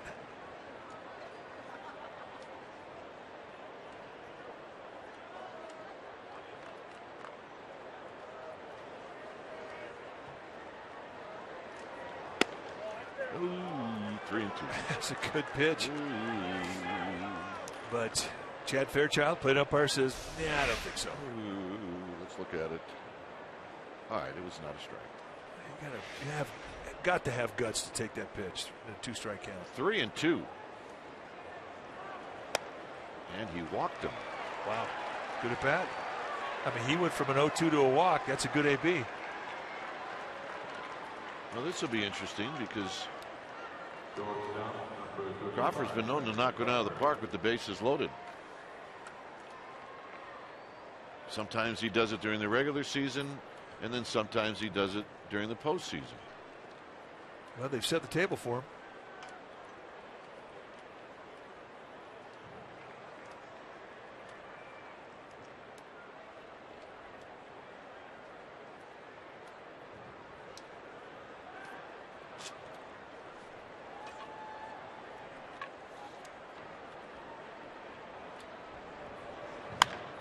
Drive into right center field. Barnes on the move. He's not going to get it. It flattens out. Posey scores.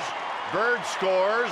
Belt is going to try to score, and Belt is going to be out at the plate.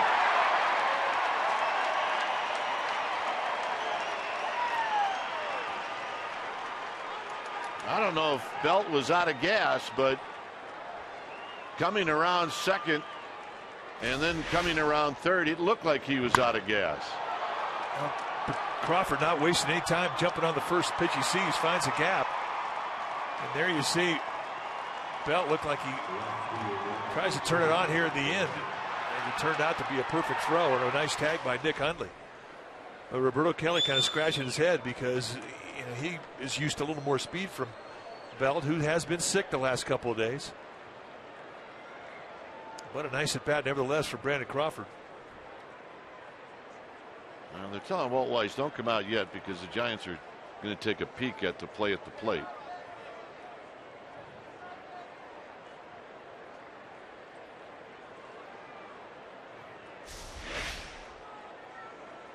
Hundley coming up the line. Puts it right on the chest. He's out. No argument here. He's out. He's OUT. But look, in defense of Belt, you're right. He has not been feeling well. But he was clearly out of gas. He was out of gas. So Crawford comes through. As he knocks in a pair, he's now got 77 runs batted in.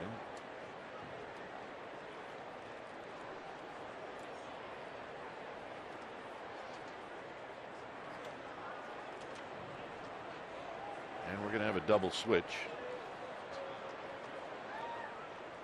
Noah's going to come into the game. Eventually, the Rockies will get a pitcher into the game. It's 7-2 Giants.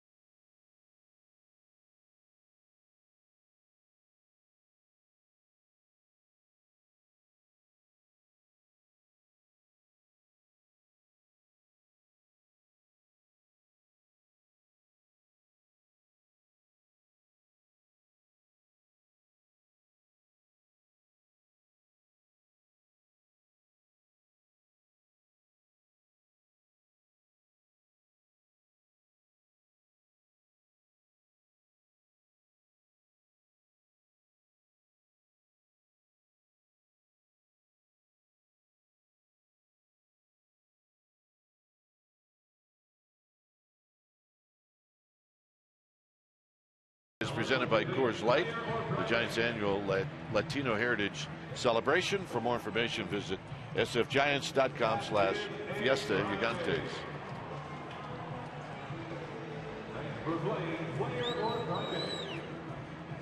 The pitcher now for Colorado is going to be the right-hander David Hale, a starter for most of the year. And This is what he has done, 3-5 with a 6.15 ERA, 49 strikeouts against 15 walks. He's got good command. He's got 4 pitches: fastball, curveball, slider, changeup. Real good changeup, which I think is his best specialty pitch. So he is going to introduce himself to Juan Perez.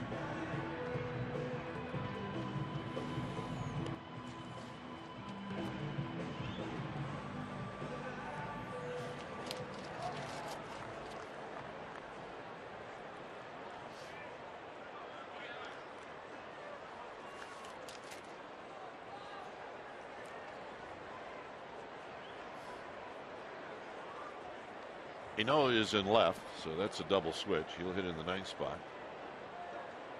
So Crawford at second with 2 outs. Perez at the plate.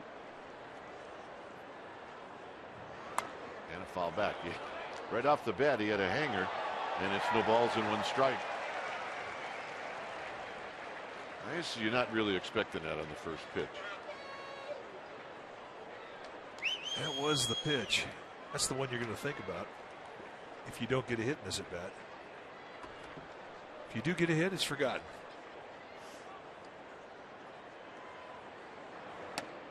Just outside to even the count. Perez has had 2 at bats. He's bounced out and struck out. Giants have scored 5 times here in the 5th.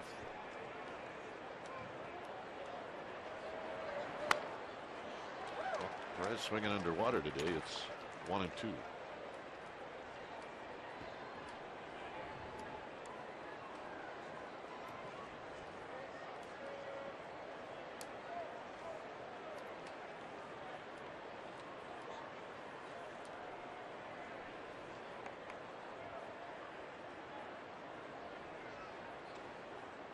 One and two.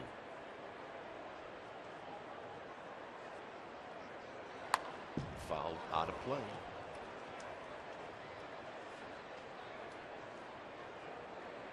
A beach ball in Colorado? No. Seriously. Oh, Well, did you see who just hit that beach ball? a Dodger fan. Yeah. Now we know where it came from. Explains everything. There she is. Culprit. Slowly hit. It'll be Reyes. And that'll end the inning. So the Giants send 9 men to the plate. They pick up 5 runs, including Crawford with a big double. 7-2 Giants.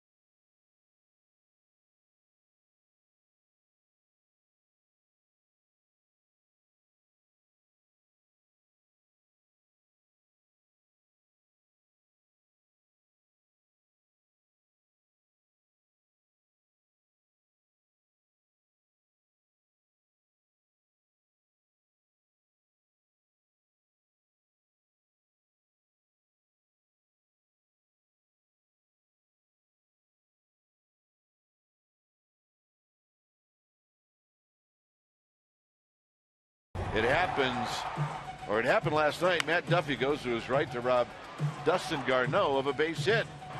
All the way in foul territory. Slipped a little bit. Got him. Nice stretch by Noonan. And that's our Solar Company electrifying play of the week. So here's Barnes, Inoa, and then Reyes.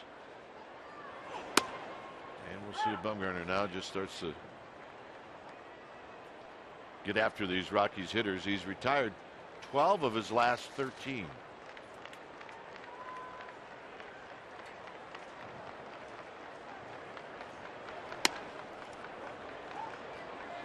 Much different rhythm now than what we saw him have in the first inning when he had his highest pitch total, and they got the 2 runs off him.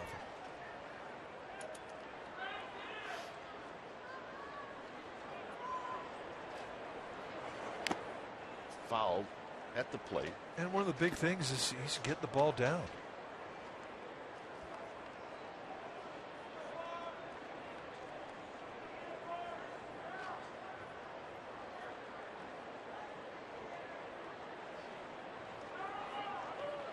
Yeah, the family's here. They're gathering together.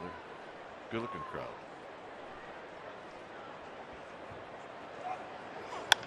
Swinging a drive down the right field line. This is going to be foul.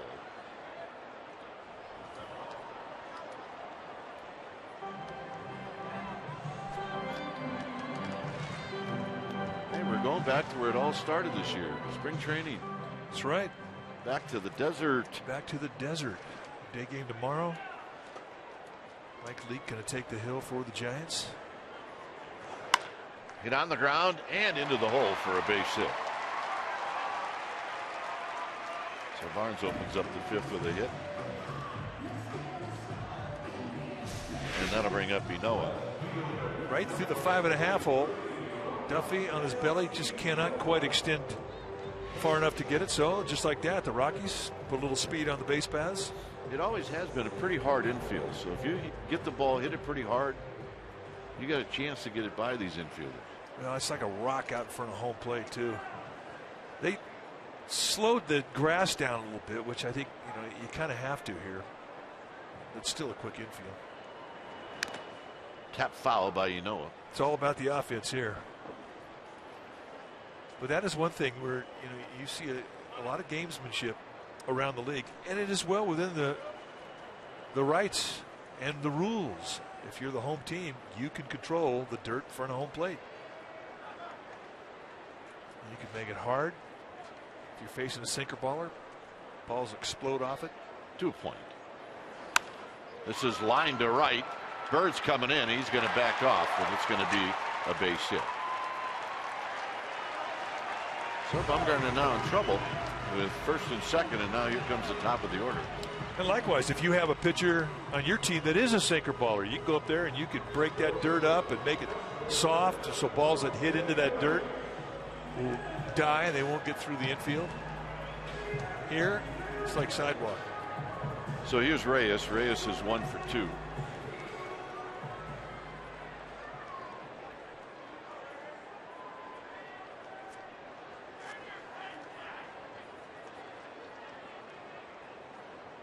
Reyes lined a single into right field in the first, then hit a line drive to Blanco. Here he takes low, 1 ball and no strikes. 73 pitches for Bumgarner.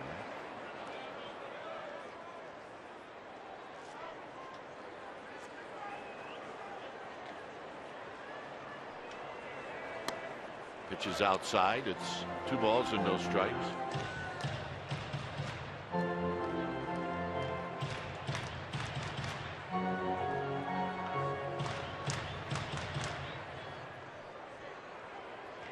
So now Bumgarner's got to come in. And he doesn't. It's 3-0. So now the inning's getting weird. Yeah, that pitch just made it weird. You're right.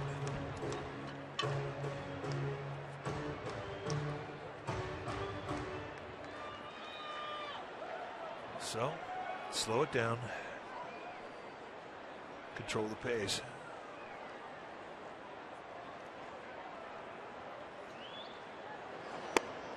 Three and 1. You make a pitch like that, a fastball, and you get a strike and a 3-0 count, you say to yourself, and again. Which is exactly what everybody in your dugout says at the same time. Yeah, you'd like a one hopper to Crawford.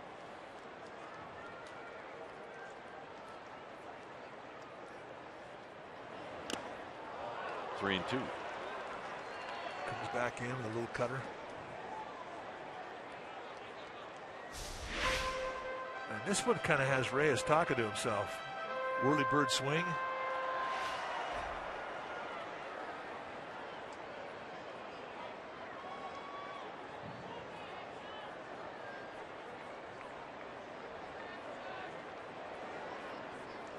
Bumgarner will just pause a little bit, make sure Barnes at second base isn't going anywhere.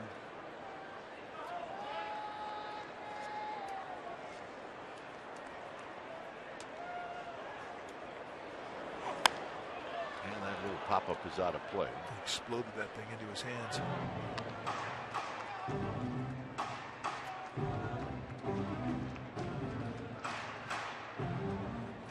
Got it pretty good. Reyes walking back, shaking that right hand, trying to get some life into it.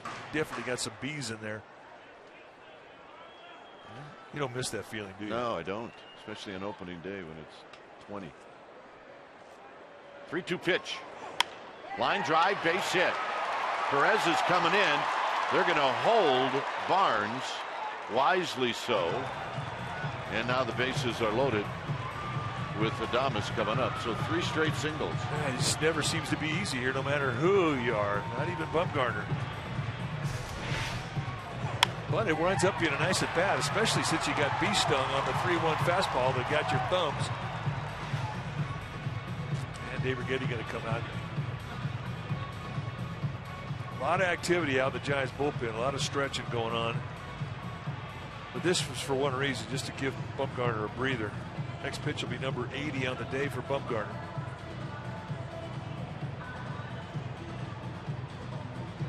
So this meeting on the mound brought to you by Ring Central, business communications made simple.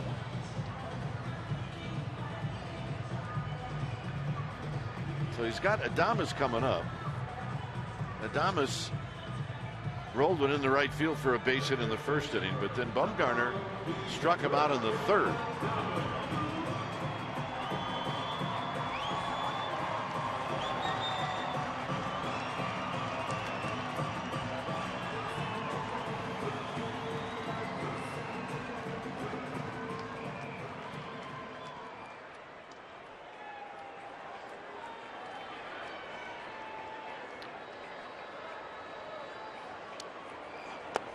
One ball and no strikes.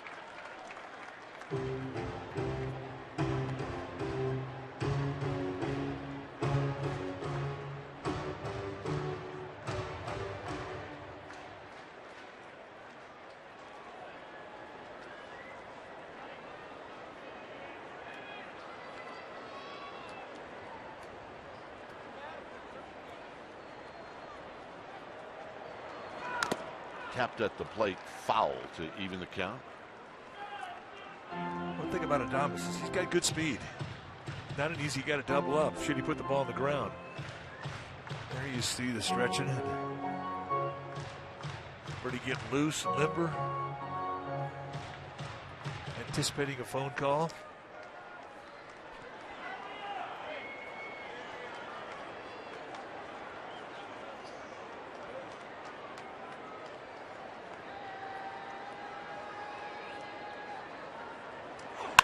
Hit on the ground and a base hit. 2 runs are going to score as this throw is going to be late. And it's 7-4. And that's 4 straight hits.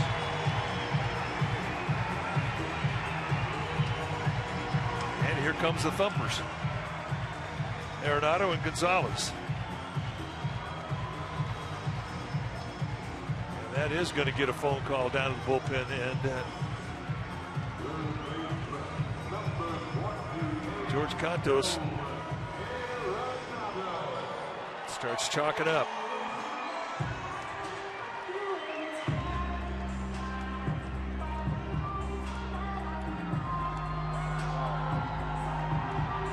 Arenado is 0 for 1. And red hot. Red hot. He has hit home runs in 6 consecutive games.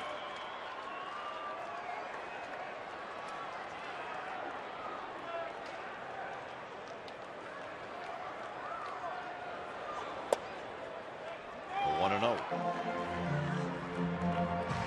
For Adames, that's his first Major League RBI and his second Major League RBI.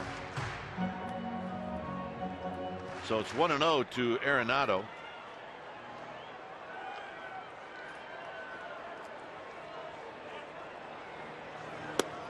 A 1 ball and 1 strike. That's the one pitch that he's throwing him today that you just don't know if he's picking up.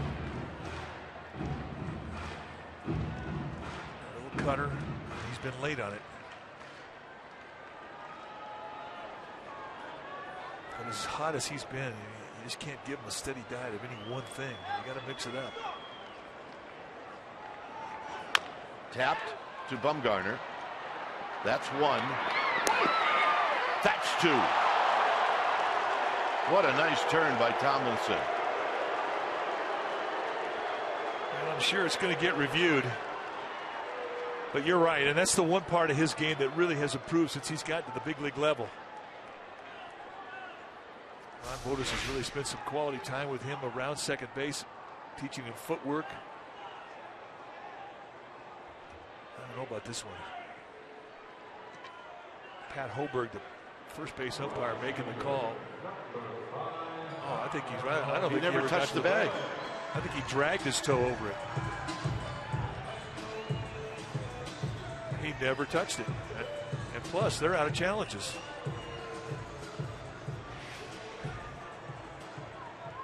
So that is a huge play. So here's Gonzalez.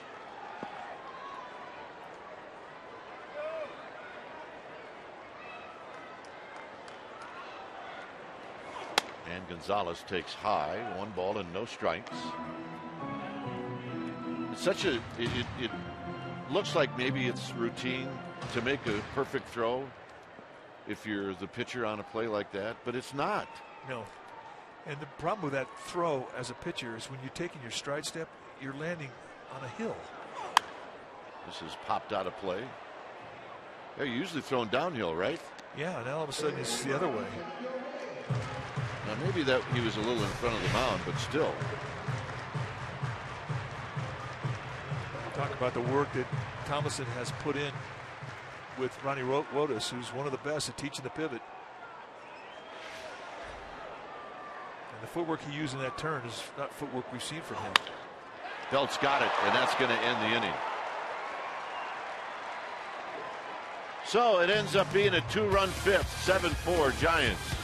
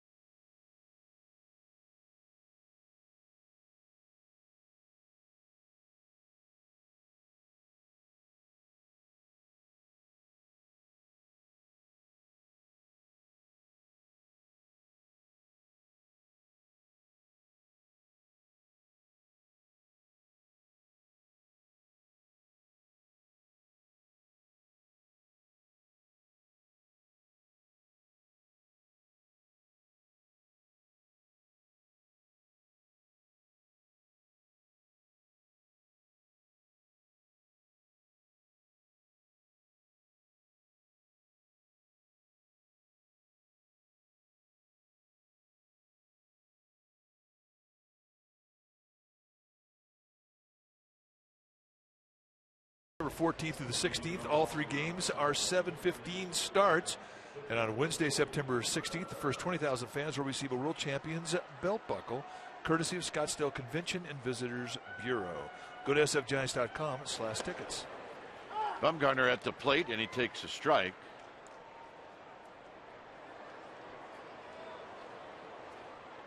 The catcher, Dustin Garneau. Bumgarner's 0 for 2. No balls and 2 strikes. You see a straight up move on a catcher, it means one thing. Nick Hundley's got a ding somewhere. Yeah.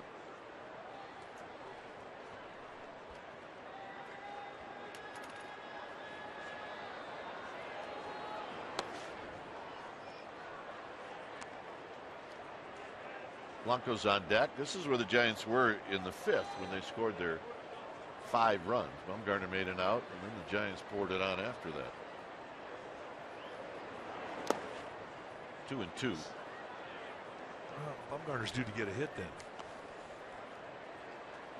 I mean, here's a pitcher, and he comes into this at bat, and he's hitting 246, but I expect him to hit the ball every time. And he drives it into right center field, and it's going to shoot past Gonzalez, and Bumgarner's got himself a double. Kind of like that. Yeah, kind of like that.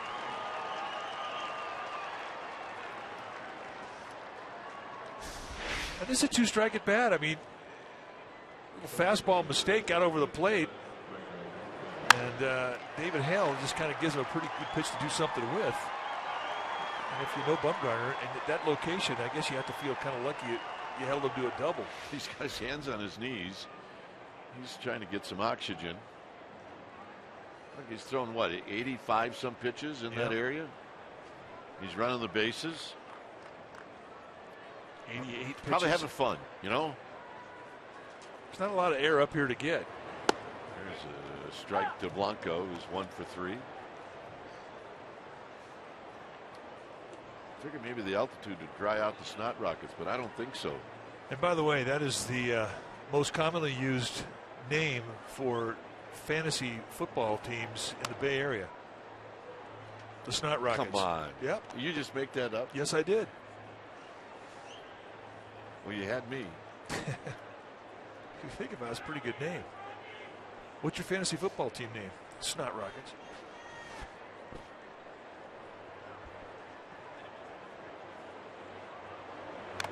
Oh, you might have just started something.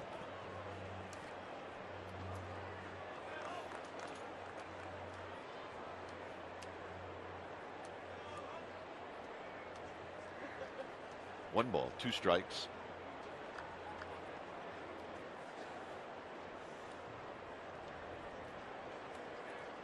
Bumgarner at second, 1-2 to Blanco.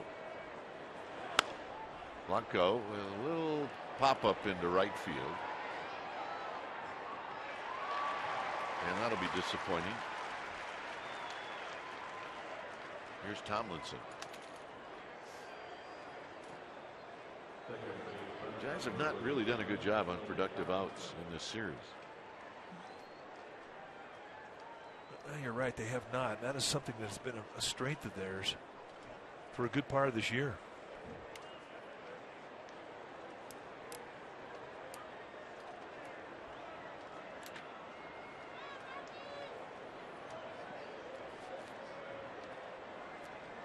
Tomlinson's got a couple of hits. Swing. No balls and 1 strike. Bumgarner at second. Duffy to follow.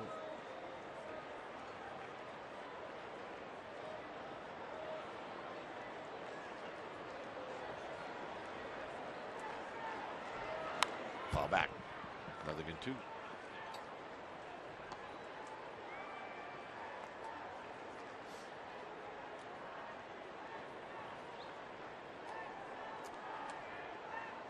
Two-strike adjustments have been a strength of Tomlinson. Had a lot of good 2-strike at bats.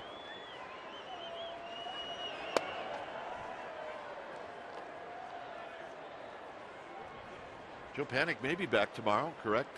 Yes. And if that's the case, you might see Tomlinson get a game at third. Panik coming back tomorrow. Afelt Kane coming back Tuesday, possibly. Hit to right, but it's right at Gonzalez. 2 outs.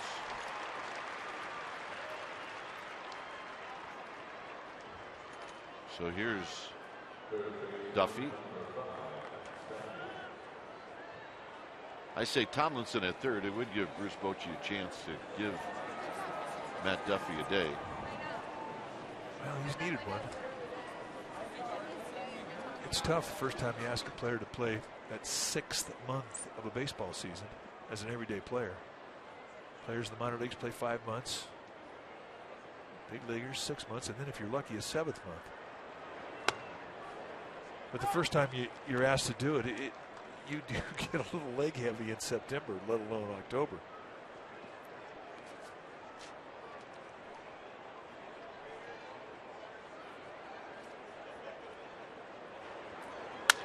Get on the ground to second. So Giants will waste a double by Bumgarner. Rockies are coming up. They'll have Rosario to lead things off.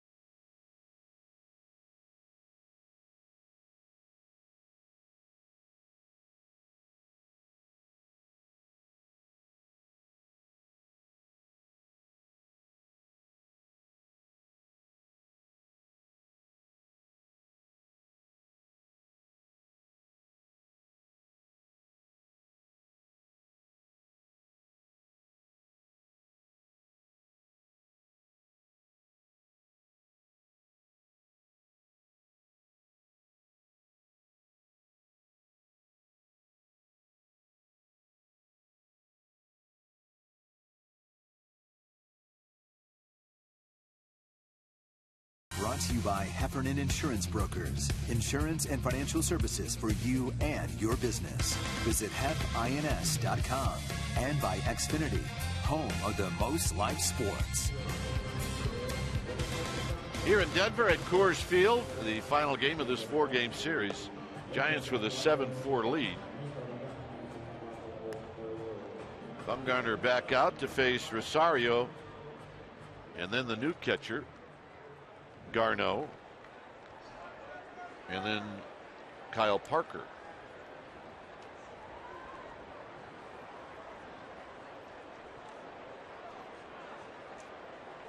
It's a big out for Bumgarner to try and get here. He does not want to get back into that stretch early in this inning.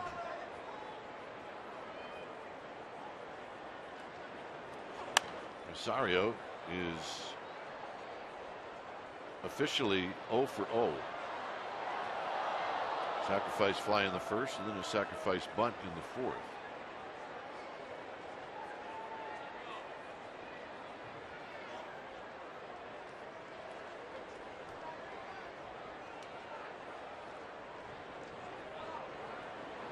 Hit on the ground towards the hole. Duffy cuts it off, takes his time. 1 out. And that is a big out. So here's Garneau. There still is some activity just stretching around in the bullpen, and I don't think that you're going to see Madison Bumgarner have a whole lot more leash just because of the fatigue factor.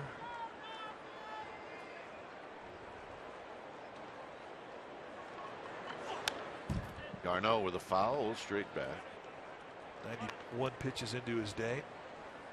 I think Bruce Bochy would prefer that the rest of his afternoon be pretty much out of the windup. He started behind the dish last night and went 0 for 3.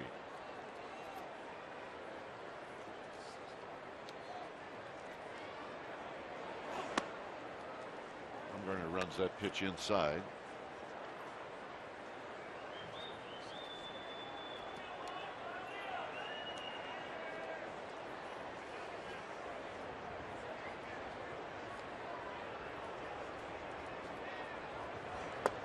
Down low, 2 balls and a strike.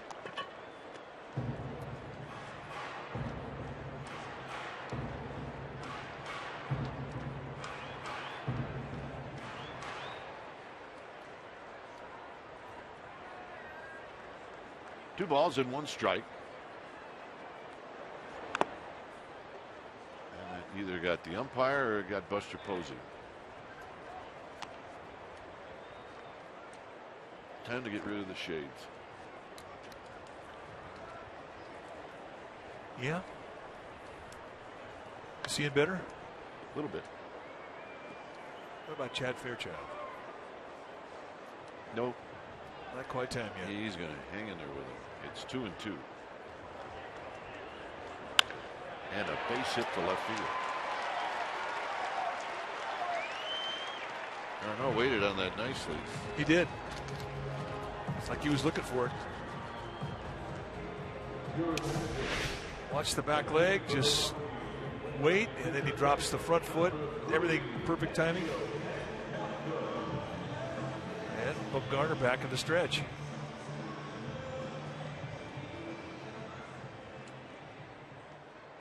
Here's Parker. Parker struck out and bounced out.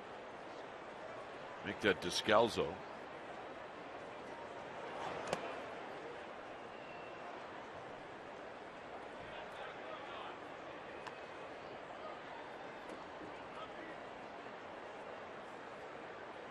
Descalzo had a pinch hit appearance last night and went 0 for 1.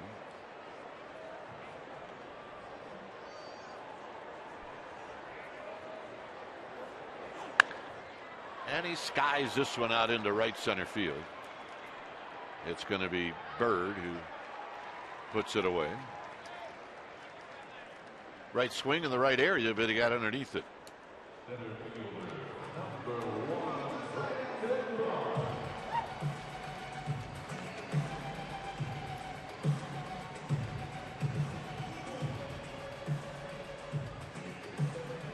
So here's Barnes, who singled to open up the 5th.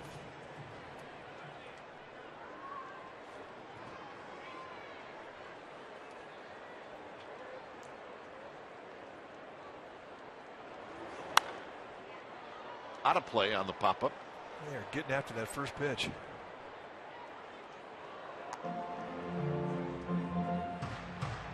'98 pitches. Hundley left due to neck stiffness. It had to be pretty stiff if it got him out of the game.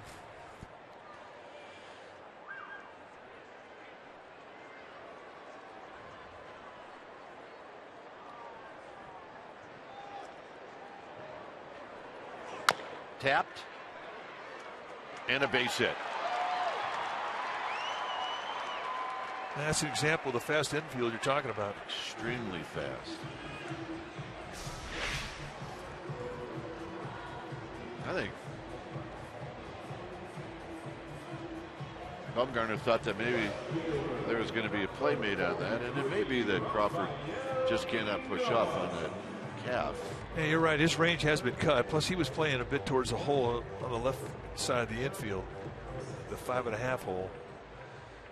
But that ball, in the mind of Bumgarner, I agree with you. I think he thought that ball was an inning over. So here's Enoa. And he drives it into center field. And this is going to be caught, and it's going to end the inning.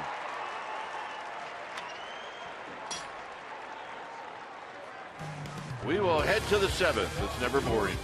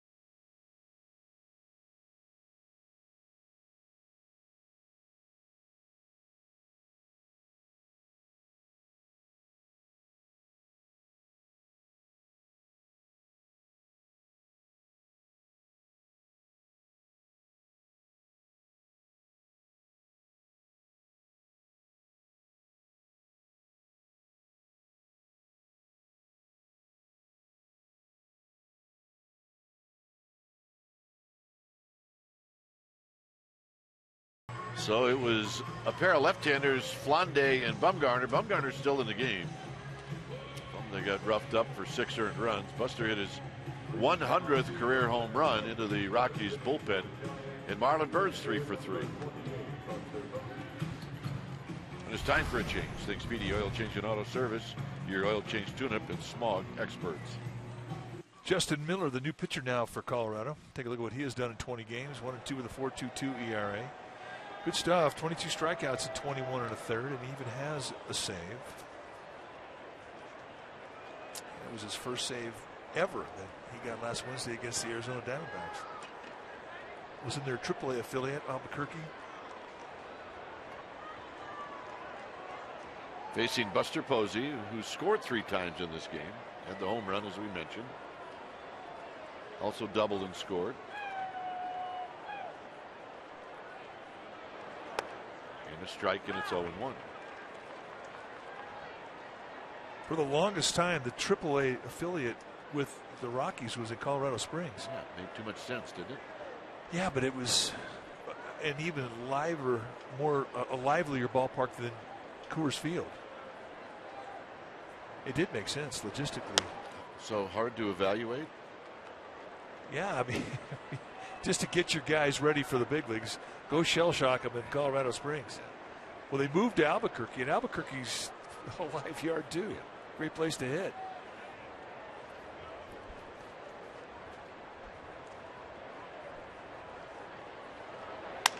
Posey, it's a high pop-up into center field, and Barnes is going to track it down. So Posey retired for the first time today, and here's Bird, who hasn't been retired today. Yeah, Bird's had a good day with bat.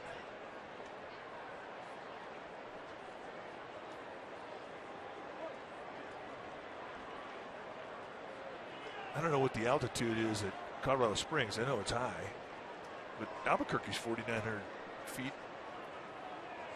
That's why we have a stats guy. Thank you, Ivan. That's the kind of stuff you get. Yeah.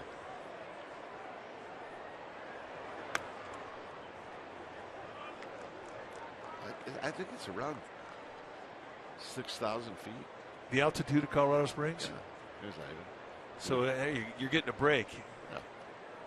Getting 1,000 feet closer to sea level.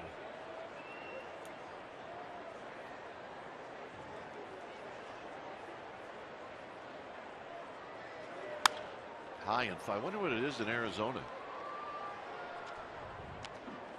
Hot. That's what it is in Arizona. I wonder what it is at AT&T Park. It's got to be pretty close to sea level, doesn't it? It's 5 feet above McCovey Cove. 1 ball and 1 strike.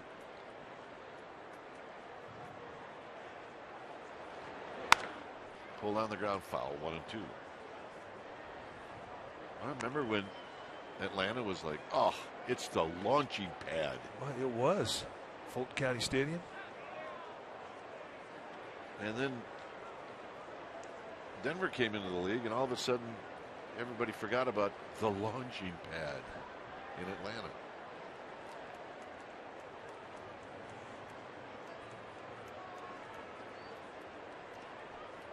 One and 2 to Marlon Byrd with 1 out here in the 7th. And this is driven to left, but it's right at Noah, who's going to put it away. 2 outs, and here's Belt.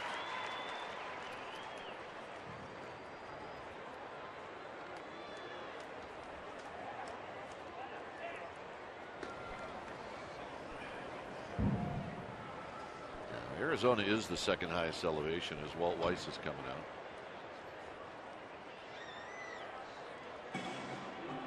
So another lefty coming in. We're going to see the whole bullpen today. It's 7-4 Giants.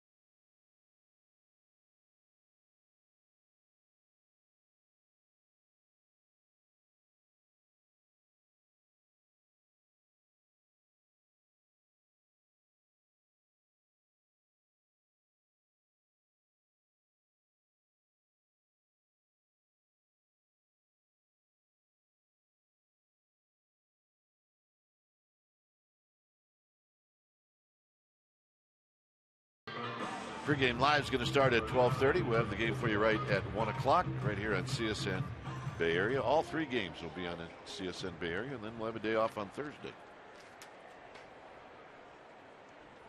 I want to make it a point not to see you on Thursday. Yeah, that'll happen. Christian Friedrich, the new pitcher now for the Rockies. 59th time he's come in. 5.30 is his ERA, 39 strikeouts against 20 walks in 53 innings. Pitches the ball to Belt. Got a high 3/4 release, low to mid-90s fastball, curveball, slider, changeup. The basic 4. You could start Christian Friedrich tomorrow. He's got starter stuff. Belt with a base hit. Loses the barrel of the bat. Ended up over by the sidewall right near the on-deck circle. So Belt with a hit. Shortstop, number 35, Brandon Crawford. So here's Crawford.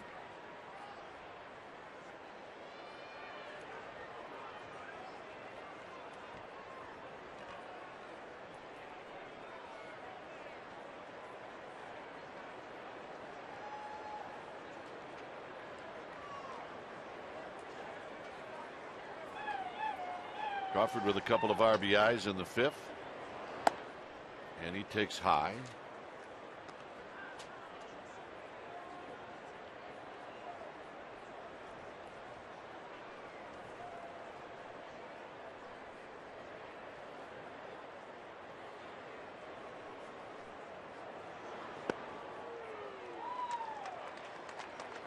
One ball and 1 strike.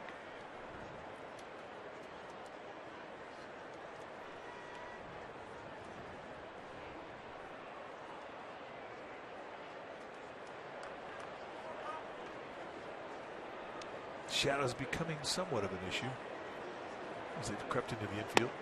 Good curveball. 1-2. And that is the advantage of a high 3/4 release. When you have a curveball, you're going to get some tilt. That's good snappage. Saw the shadows from up above.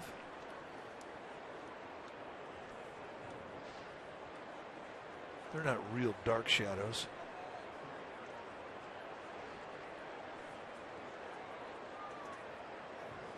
One and two. Here it is to Crawford. And Crawford holds up.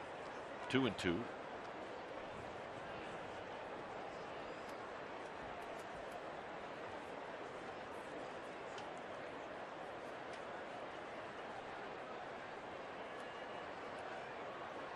Perez to follow.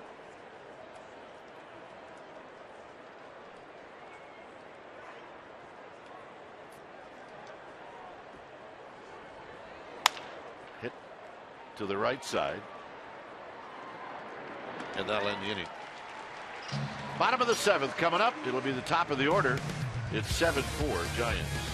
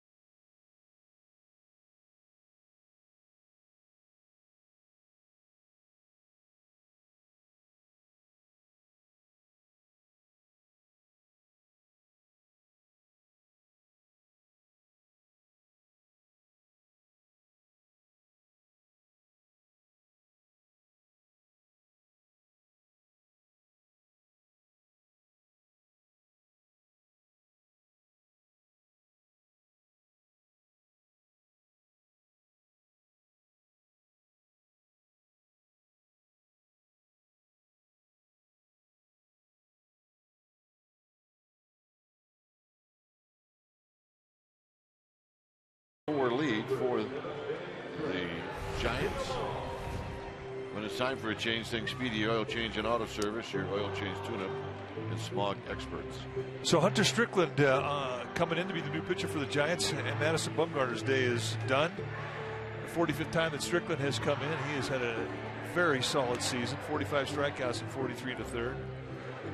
Two types of fastball, mid to highs, more highs than mids, hard slider, split, go get him.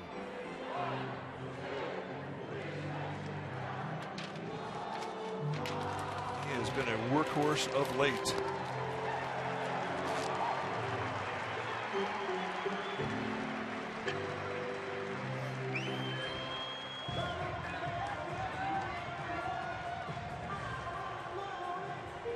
So Strickland getting loose. Kelby Bomlinson. There you go. I got it. Bomb. Get it? Yep. Oh, yeah. Well, he's been adopted. He has been exciting since day one. Swung the bat well and has fit in well. Tomorrow, Giants anticipating the return of Joe Panik. It will allow Bruce Bochy a chance to get some guys some rest.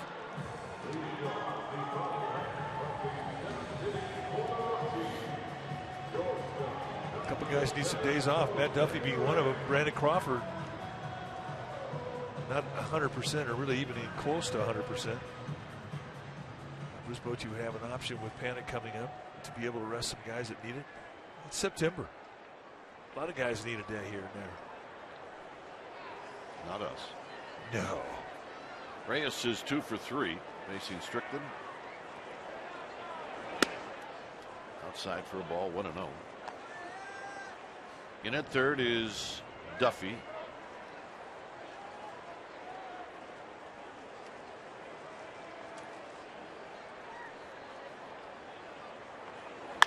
On the ground, Crawford. On Crawford.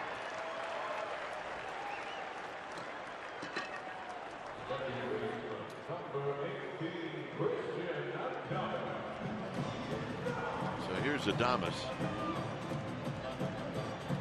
I don't know if he's going to win a Gold Glove, but I hope he wins one in the next couple of years because he deserves it. Well, you know, you're preaching to the choir. I feel exactly the same way you do, having watched him all year. The ball's in a strike. He has been remarkable, and this is a great era for shortstops all around baseball. There's some good defensive shortstops in the game today, but this guy here has just been spectacular. 0-2. And he's been spectacular with the bat as well. He's been all around. Added a couple more RBIs to his total today. He's got 77 on the year with 19 home runs.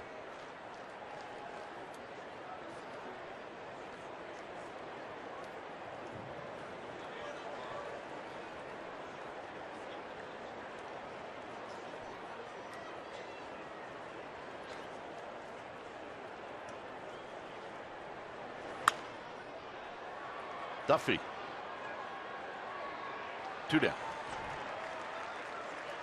And Strickland gets out of this inning with a few pitches. He could go back out there again. You're right. Here's Arenado. This is going to be an interesting matchup here. This is going to be power on power, folks. A little attitude against a little attitude. Arenado hitless today, but keep in mind he has homered in 6 straight games.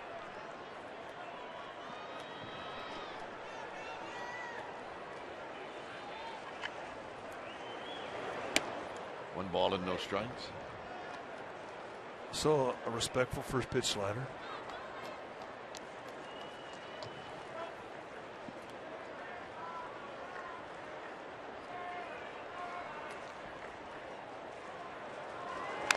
Tap foul. Give him another one. Well, and you know, with 6 home runs in the last 6 games, you know what he's thinking. I mean, he's going to try and hit one. I mean, he not trying to hit a single. He's not trying to make a two-strike adjustment. He's trying to leave earth. Yeah, I don't think Mike has changed much for a while. Yeah, you're right. Since April, he's been in that mode. Hit out to right field. This is a pretty good ride, but Bird is there. And that is a nice inning. 8-pitch inning for Strickland.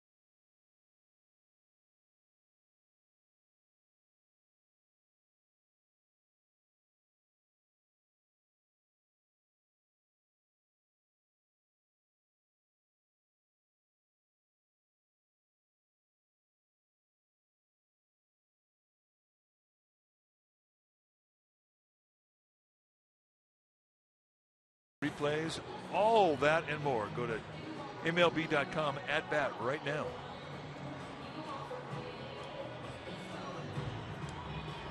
Giants with a 7-4 lead. When it's time for a change, think Speedy Oil Change and Auto Service. Your oil change tune-up and smog experts. Gonzalez Germain, the new pitcher for the Rockies. See what he has done. Been a swing man. 25th time he's come into a game. He has had one start on the year, 24 strikeouts and 27 1/3. He's a hard thrower. He's a mid-90s guy who can 2 and 4 seam the fastball, hard slider, and a changeup. And I think his changeup is better than the slider. I think you're going to see more of those, especially the left-hand hitters. So here's Alejandro Diaz to pinch hit.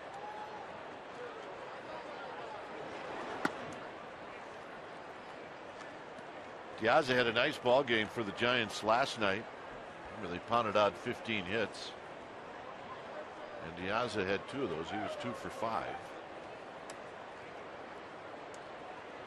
I think Bruce Bochy likes this guy as a player.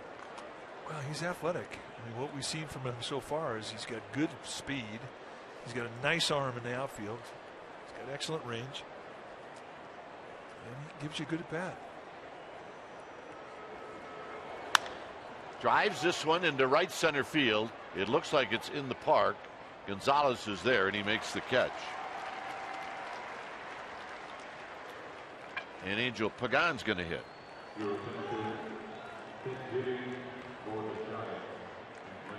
So Pagan, who went 2 for 5 last night, hit his first home run of the year. He steps up.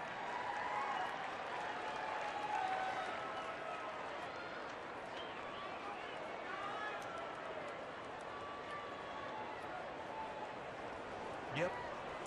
It's the best looking hat we've seen so far today. And she wears it well. Give her a bit.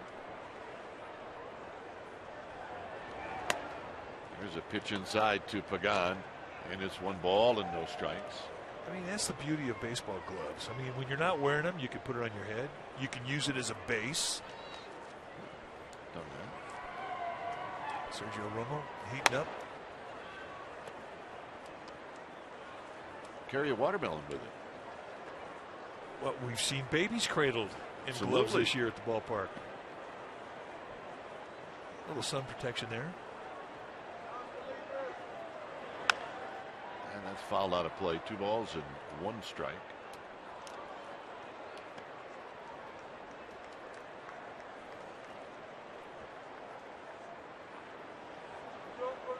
Giants fan? Yeah, good play. Came all the way to Denver, got himself a souvenir. And he will relive that moment a few more times tonight. 2-2.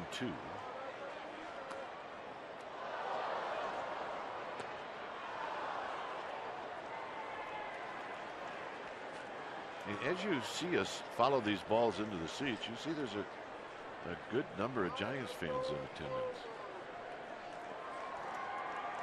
Lady got foul ball. She never left her seat. It just sort of hopped right in her lap. Low to Pagan, 3-2. A lot of Giants fans, and you just see a lot of Giants fans over the last 4 days walking around the city. Hey, it's a nice long weekend. If you hopped into an establishment along Blake Street, a lot of orange and black there. They enjoyed themselves. Just a ballpark that is one of the friendliest environments in all of baseball. They just do a great job here. Well, you stay downtown, walk to the ballpark, you can walk to Larimer Square, a lot of things you can do. Bless you.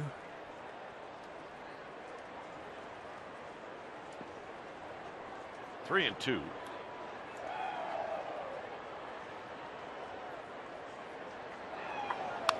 Foul back. Good swing by Pagan. And we've seen better swings from Angel Pagan as he has come back. Oh, yeah. He said that getting on the bus today. It's nice to have your legs back. Playing around pain, no fun. This will be the 8th pitch coming up.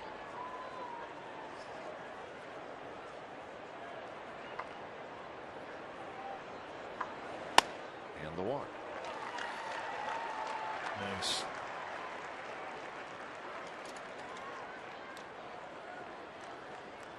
Third walk in the game for Rocky pitching. Here's Blanco, who's 1 for 4.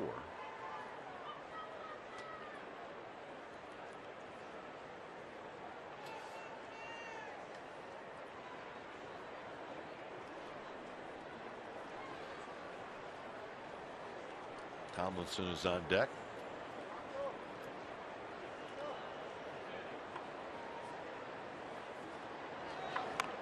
Bunt, fair, and a nice play by Reyes at second. As Garneau took a chance, and it turned out it worked out fine, but nevertheless it was still a chance. That was a nice play. Ball just didn't get out very far, right on the baseline, and there's the one hopper. Well, Reyes, I mean, his rear end did not want to hang in there, but his glove did. And it turns out to be a nice play. They do get the out. Tomlinson is 2 for 4.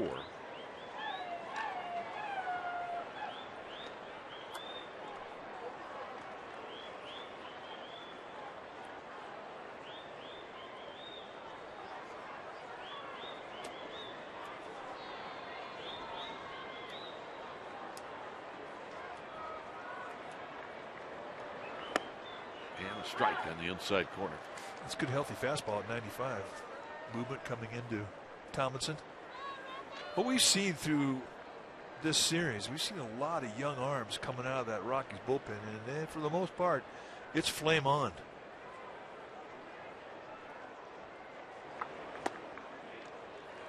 And I think, that's part of their master plan is to get some people to just throw hard into that bullpen, and they've acquired people in the Tulowitzki deal. And they've signed people.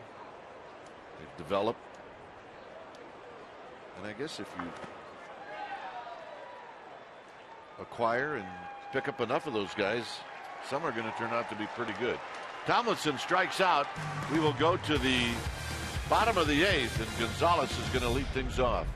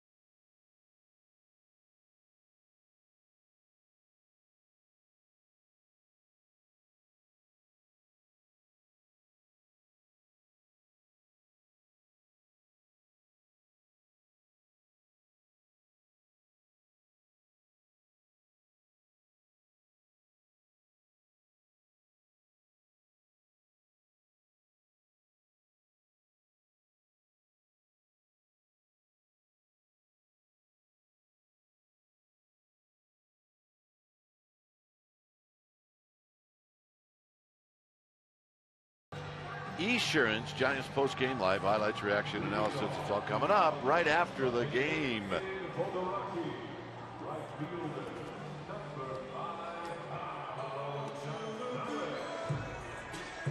So Bruce Bochy once again going to his bullpen with Carlos Gonzalez coming up, the left-handed hitter. It is Javier Lopez time. 65th time that he has come in this year. 35 2/3 innings amassed in those 64 games, 22 strikeouts. And he will face the big red-hot home run hitting Carlos Gonzalez,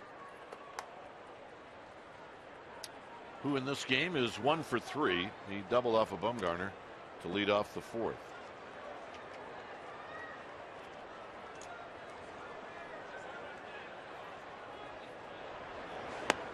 And a strike. Alejandro Diaz stays in left field.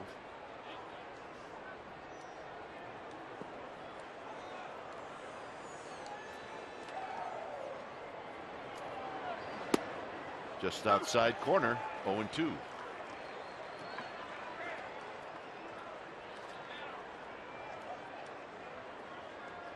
You see the history between the two. 4 for 21 lifetime. He does have a home run and a double. And he's got a little flare that Crawford catches behind second.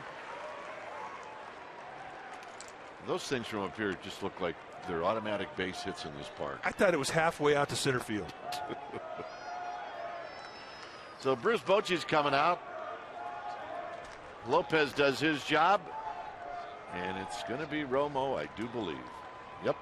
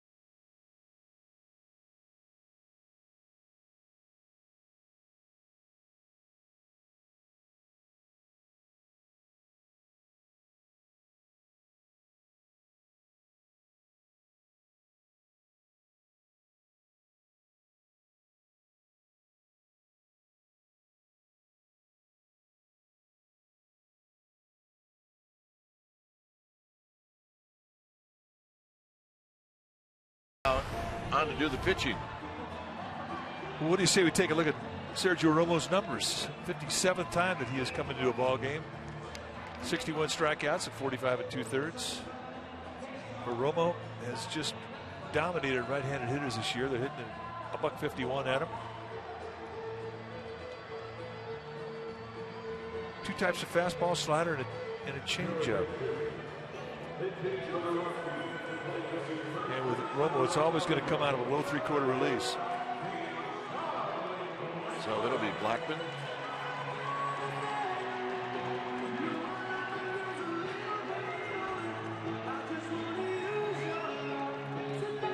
Think about September when you expand the rosters, you make a move to pitch to a right-hander. Well, lots of moves that you could be countered with. And Walt Weiss doing that with Charlie Blackman. And you see the numbers, 3 for 6 in his career against Romo. And a strike, and it's 0-1. Backdoors him with a little slider. Let's think about Romo. He's got excellent command of that slider. As much command with the slider as he does with the fastball, and he will go inside outside with it. 1 ball and 1 strike, 2 for 13 in the series for Blackman. Garneau is on deck. Dustin Garneau.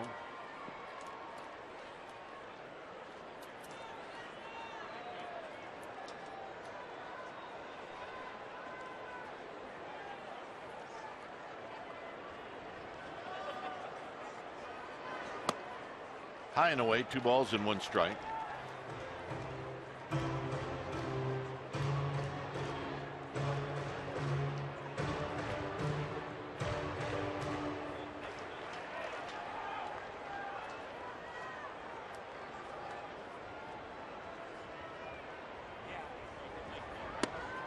And he backdoored him 2-2. It's 2 times he's gone that outside corner. Euro Diaz, the right-hander, the hard-throwing right-hander, getting ready for the Rockies in their pit.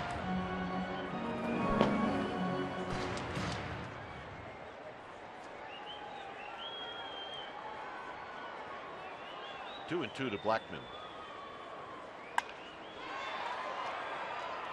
Blanco coming in. 2 outs. You go stand out in the outfield here at this ballpark during batting practice, and you feel like you're in Ptolemy Meadows in Yosemite. There is so much area out there. Yeah, there is. We always talk about how uncomfortable it is to pitch here, and we don't talk enough about how intimidating this ballpark can be space-wise if you're an outfielder, and you got to cover it. Here's Garneau, and he shoots this one foul as he hooks a Romo slider, and it's no balls and 1 strike. Hundley left the game. Neck stiffness. Garneau took over, and in his only other at bat, which came in the 6th, off of Bumgarner, he lined a single into left field.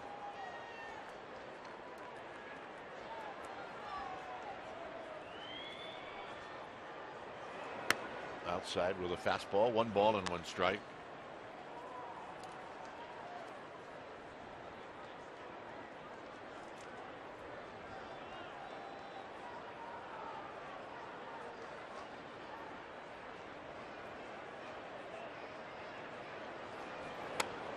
There's a strike, and it's 1 and 2. Just nibbling on that corner. He's got it going command-wise. He didn't make many mistakes over the middle. For the most part, he'll live on those corners.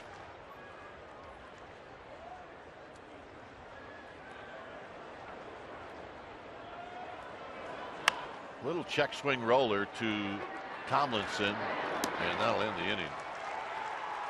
Lopez, Romo, they do their job. 9th inning coming up.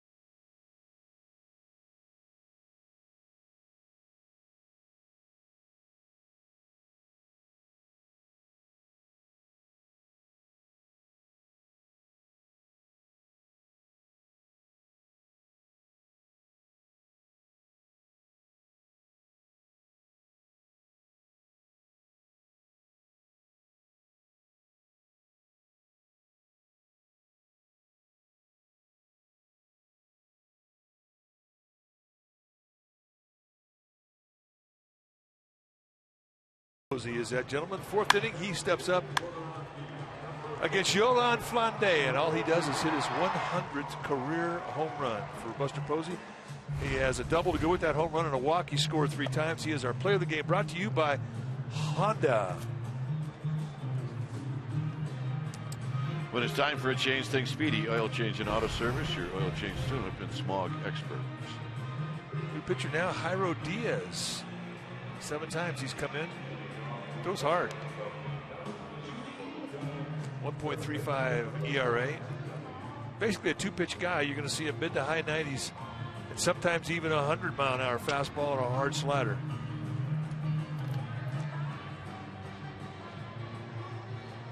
Not a finesse guy. Yeah, Ben Paulson is at first. He will lead it off in the bottom of the 9th.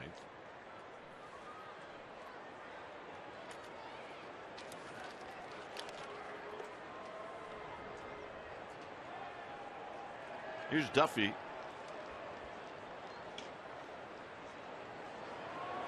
Duffy takes a strike.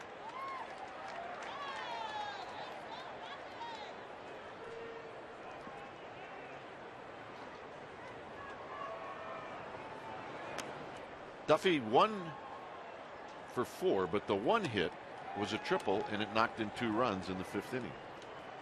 The 5th inning is the difference in this game for the Giants when they scored 5 times. Swing and a miss. It's 1-2. 99-mile-an-hour fastball. Down. It makes it look even faster. Santiago Casilla getting ready. He will pitch the bottom of the 9th. Squirts away. It's 2-2. Catchers love those. You got to block it. It's a 2-strike count if he swings. And for Garneau, I know what he's thinking. Do not throw me another one of these. Pure scud right there. Hit him on the hip.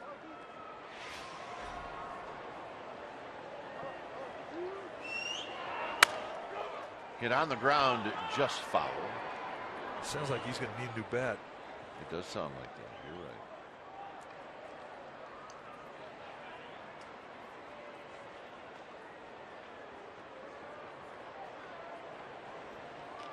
And the bat boy comes out with 2 to choose from. So you get to the gum stick. Get stick-emmed up. Now he's ready. The Manny Mota gum stick. She could care less. She's the queen. She's got the tiara on and she is ready to go. Duffy, it's a drive to right. Gonzalez looking up, and it is caught at the wall.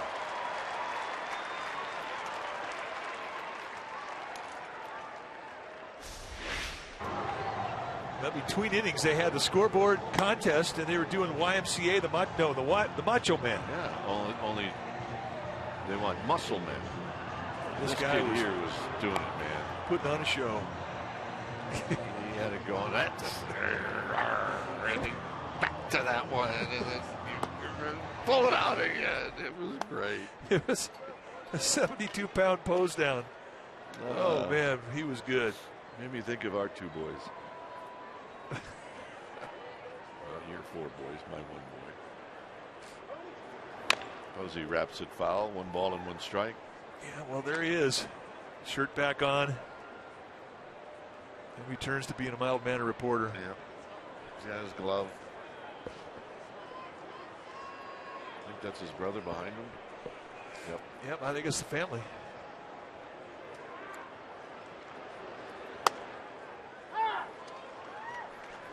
One and 2.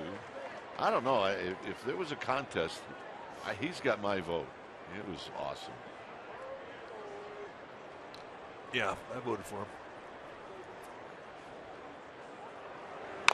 Posey dribbles it foul. I think that you win the contest, you get the same thing that you get if you're picked as one of our players on the wrap. Half-eaten bag of potato chips. That's it. That sounds pretty good right now.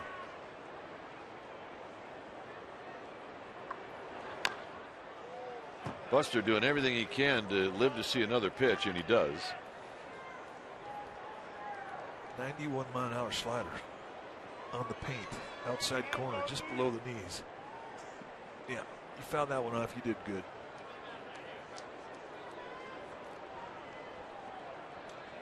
One and two. Got him. That's a good pitch right there. Let's see where the Rockies like this guy. And he doesn't have a third speed yet. He's fastball slider. Teach him a changeup or a split. Look out. So here's Bird. Well, catchers can't think about it for too long. Nope. Got to go back in, strap it on.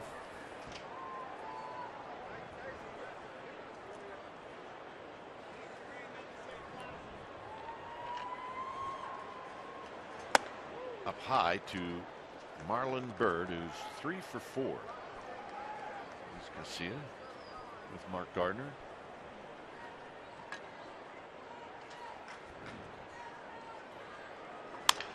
On the ground, and this one is going to trickle into right field.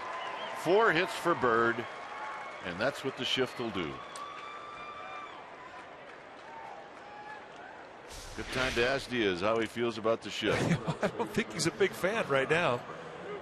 That ball was hit. He's walking back to the dugout thinking, okay, I did good. Look up. Now he's going to pitch with a man on. He gets to face Belt, who's 1 for 3 in this game, and he can sit on a fastball right here and just spin on it. No balls in 1 strike. He was not looking middle away. I don't doubt he was looking fastball.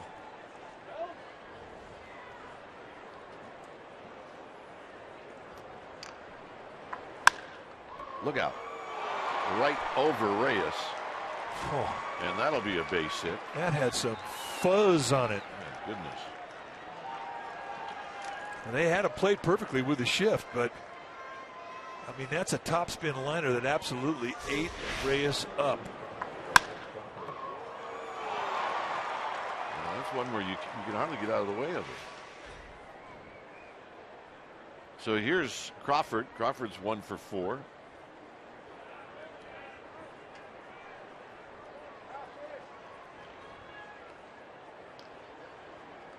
His 2 RBIs that came in the 5th give him 77.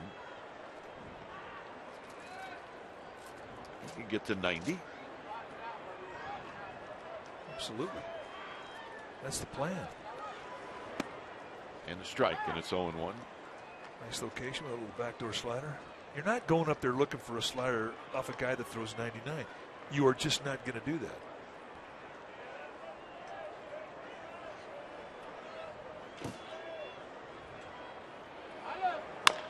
Tapper. Side retired. Muscle Man, do your thing, baby. I love that guy.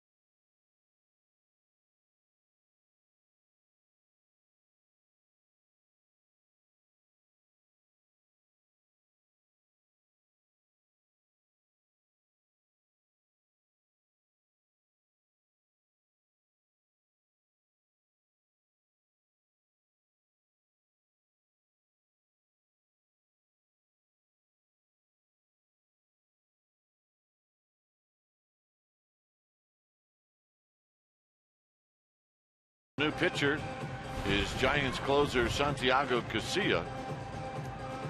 So you see the numbers for Casilla.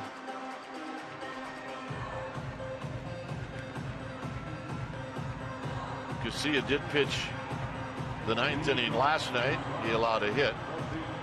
He threw 14 pitches. Last night was a 7-3 win. So Paulson is going to be the first hitter. Remember, he came in the top of the inning. Justin Morneau is on deck.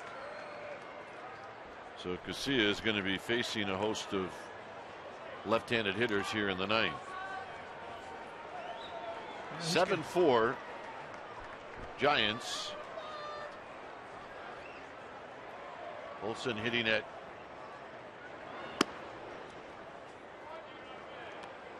a respectable .282 batting average, and he takes a ball, 1 ball and no strikes.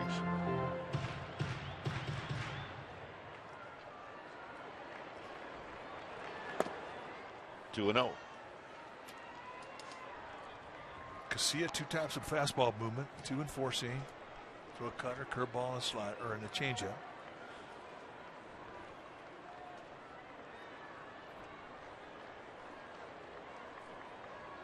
Likes to use the 2-seam fastball a lot to lefties. Wise to get in the strike zone, and he does. It's 2-1 as Paulson was taking all the way.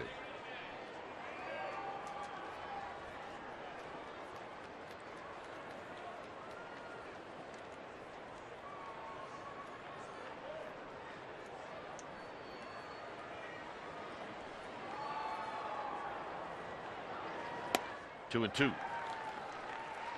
That's 95. He's got a good fastball, and what we've noticed over the years with him is when he gets in the warmer weather, he'll pick up another couple feet. He likes it hot.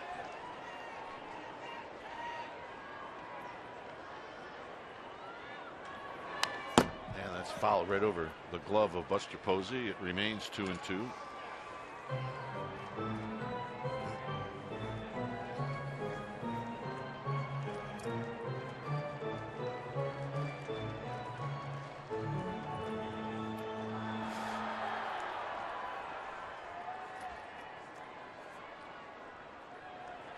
Two balls, 2 strikes. Here in the 9th is Casilla, bent over at the waist. Paulson gets tired of waiting, so he steps out.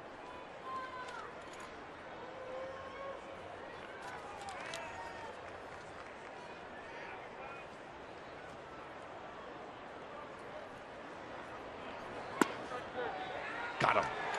Paint at 97.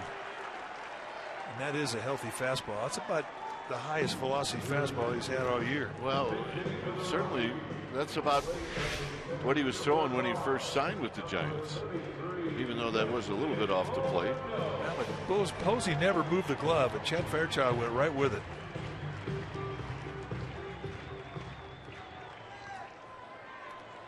Get that first out really calms guys down.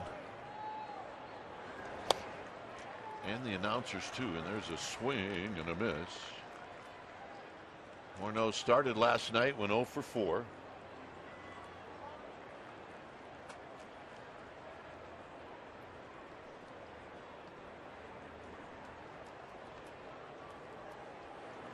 And the pitch is wide. He made his first start in a long time on Friday, and he went 1 for 4.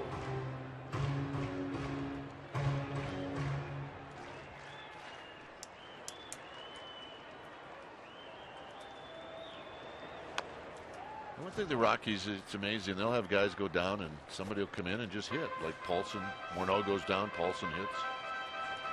Dickerson goes down, somebody else hits. They have never, ever had a problem finding hitters. Ever. I mean, it's the signature of this franchise. They hit. 1 and 2 to Morneau. And he just got a piece. With Tulowitzki being gone, I don't think that's affected their run production at all. No, you're right. It has not. I mean, as hot as Carlos Gonzalez has been in his absence, and is the year that Arenado has been having, they have not lacked for power. And really, for the most part of this year, they haven't had Morneau.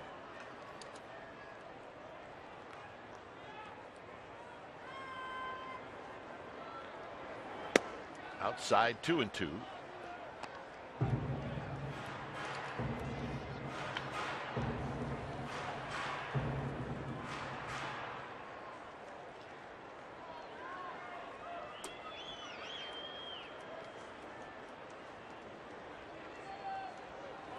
Inoa to follow as Morneau steps out.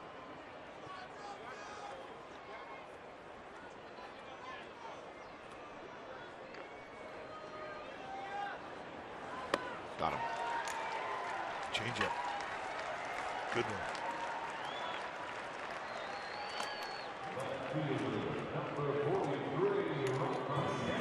Well, they're digging it. Absolutely.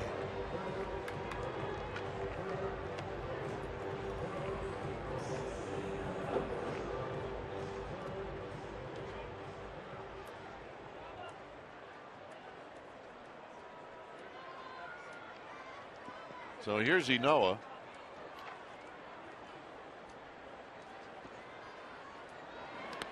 Look out. Memories of Scott Geralds. You know, every once in a while, you just can't explain a pitch. He's painting corners, and all of a sudden, scud. I think he did that just for Buster Posey. 1 ball and no strikes.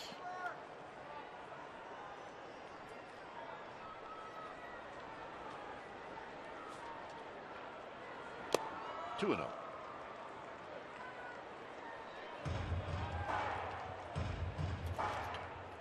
That's for the most part. Guys miss that badly out in front. It's just an overthrow. That or too much pine tar in their fingers. Well, he's got to come in here. It's 2 balls and no strikes. You have to make guys swing the bat, no doubt. He does. It's 2-1. And you know what? You know, he's taking a strike down 3 runs. Probably the last thing that Walt Weiss said when he left the dugout. Take a strike.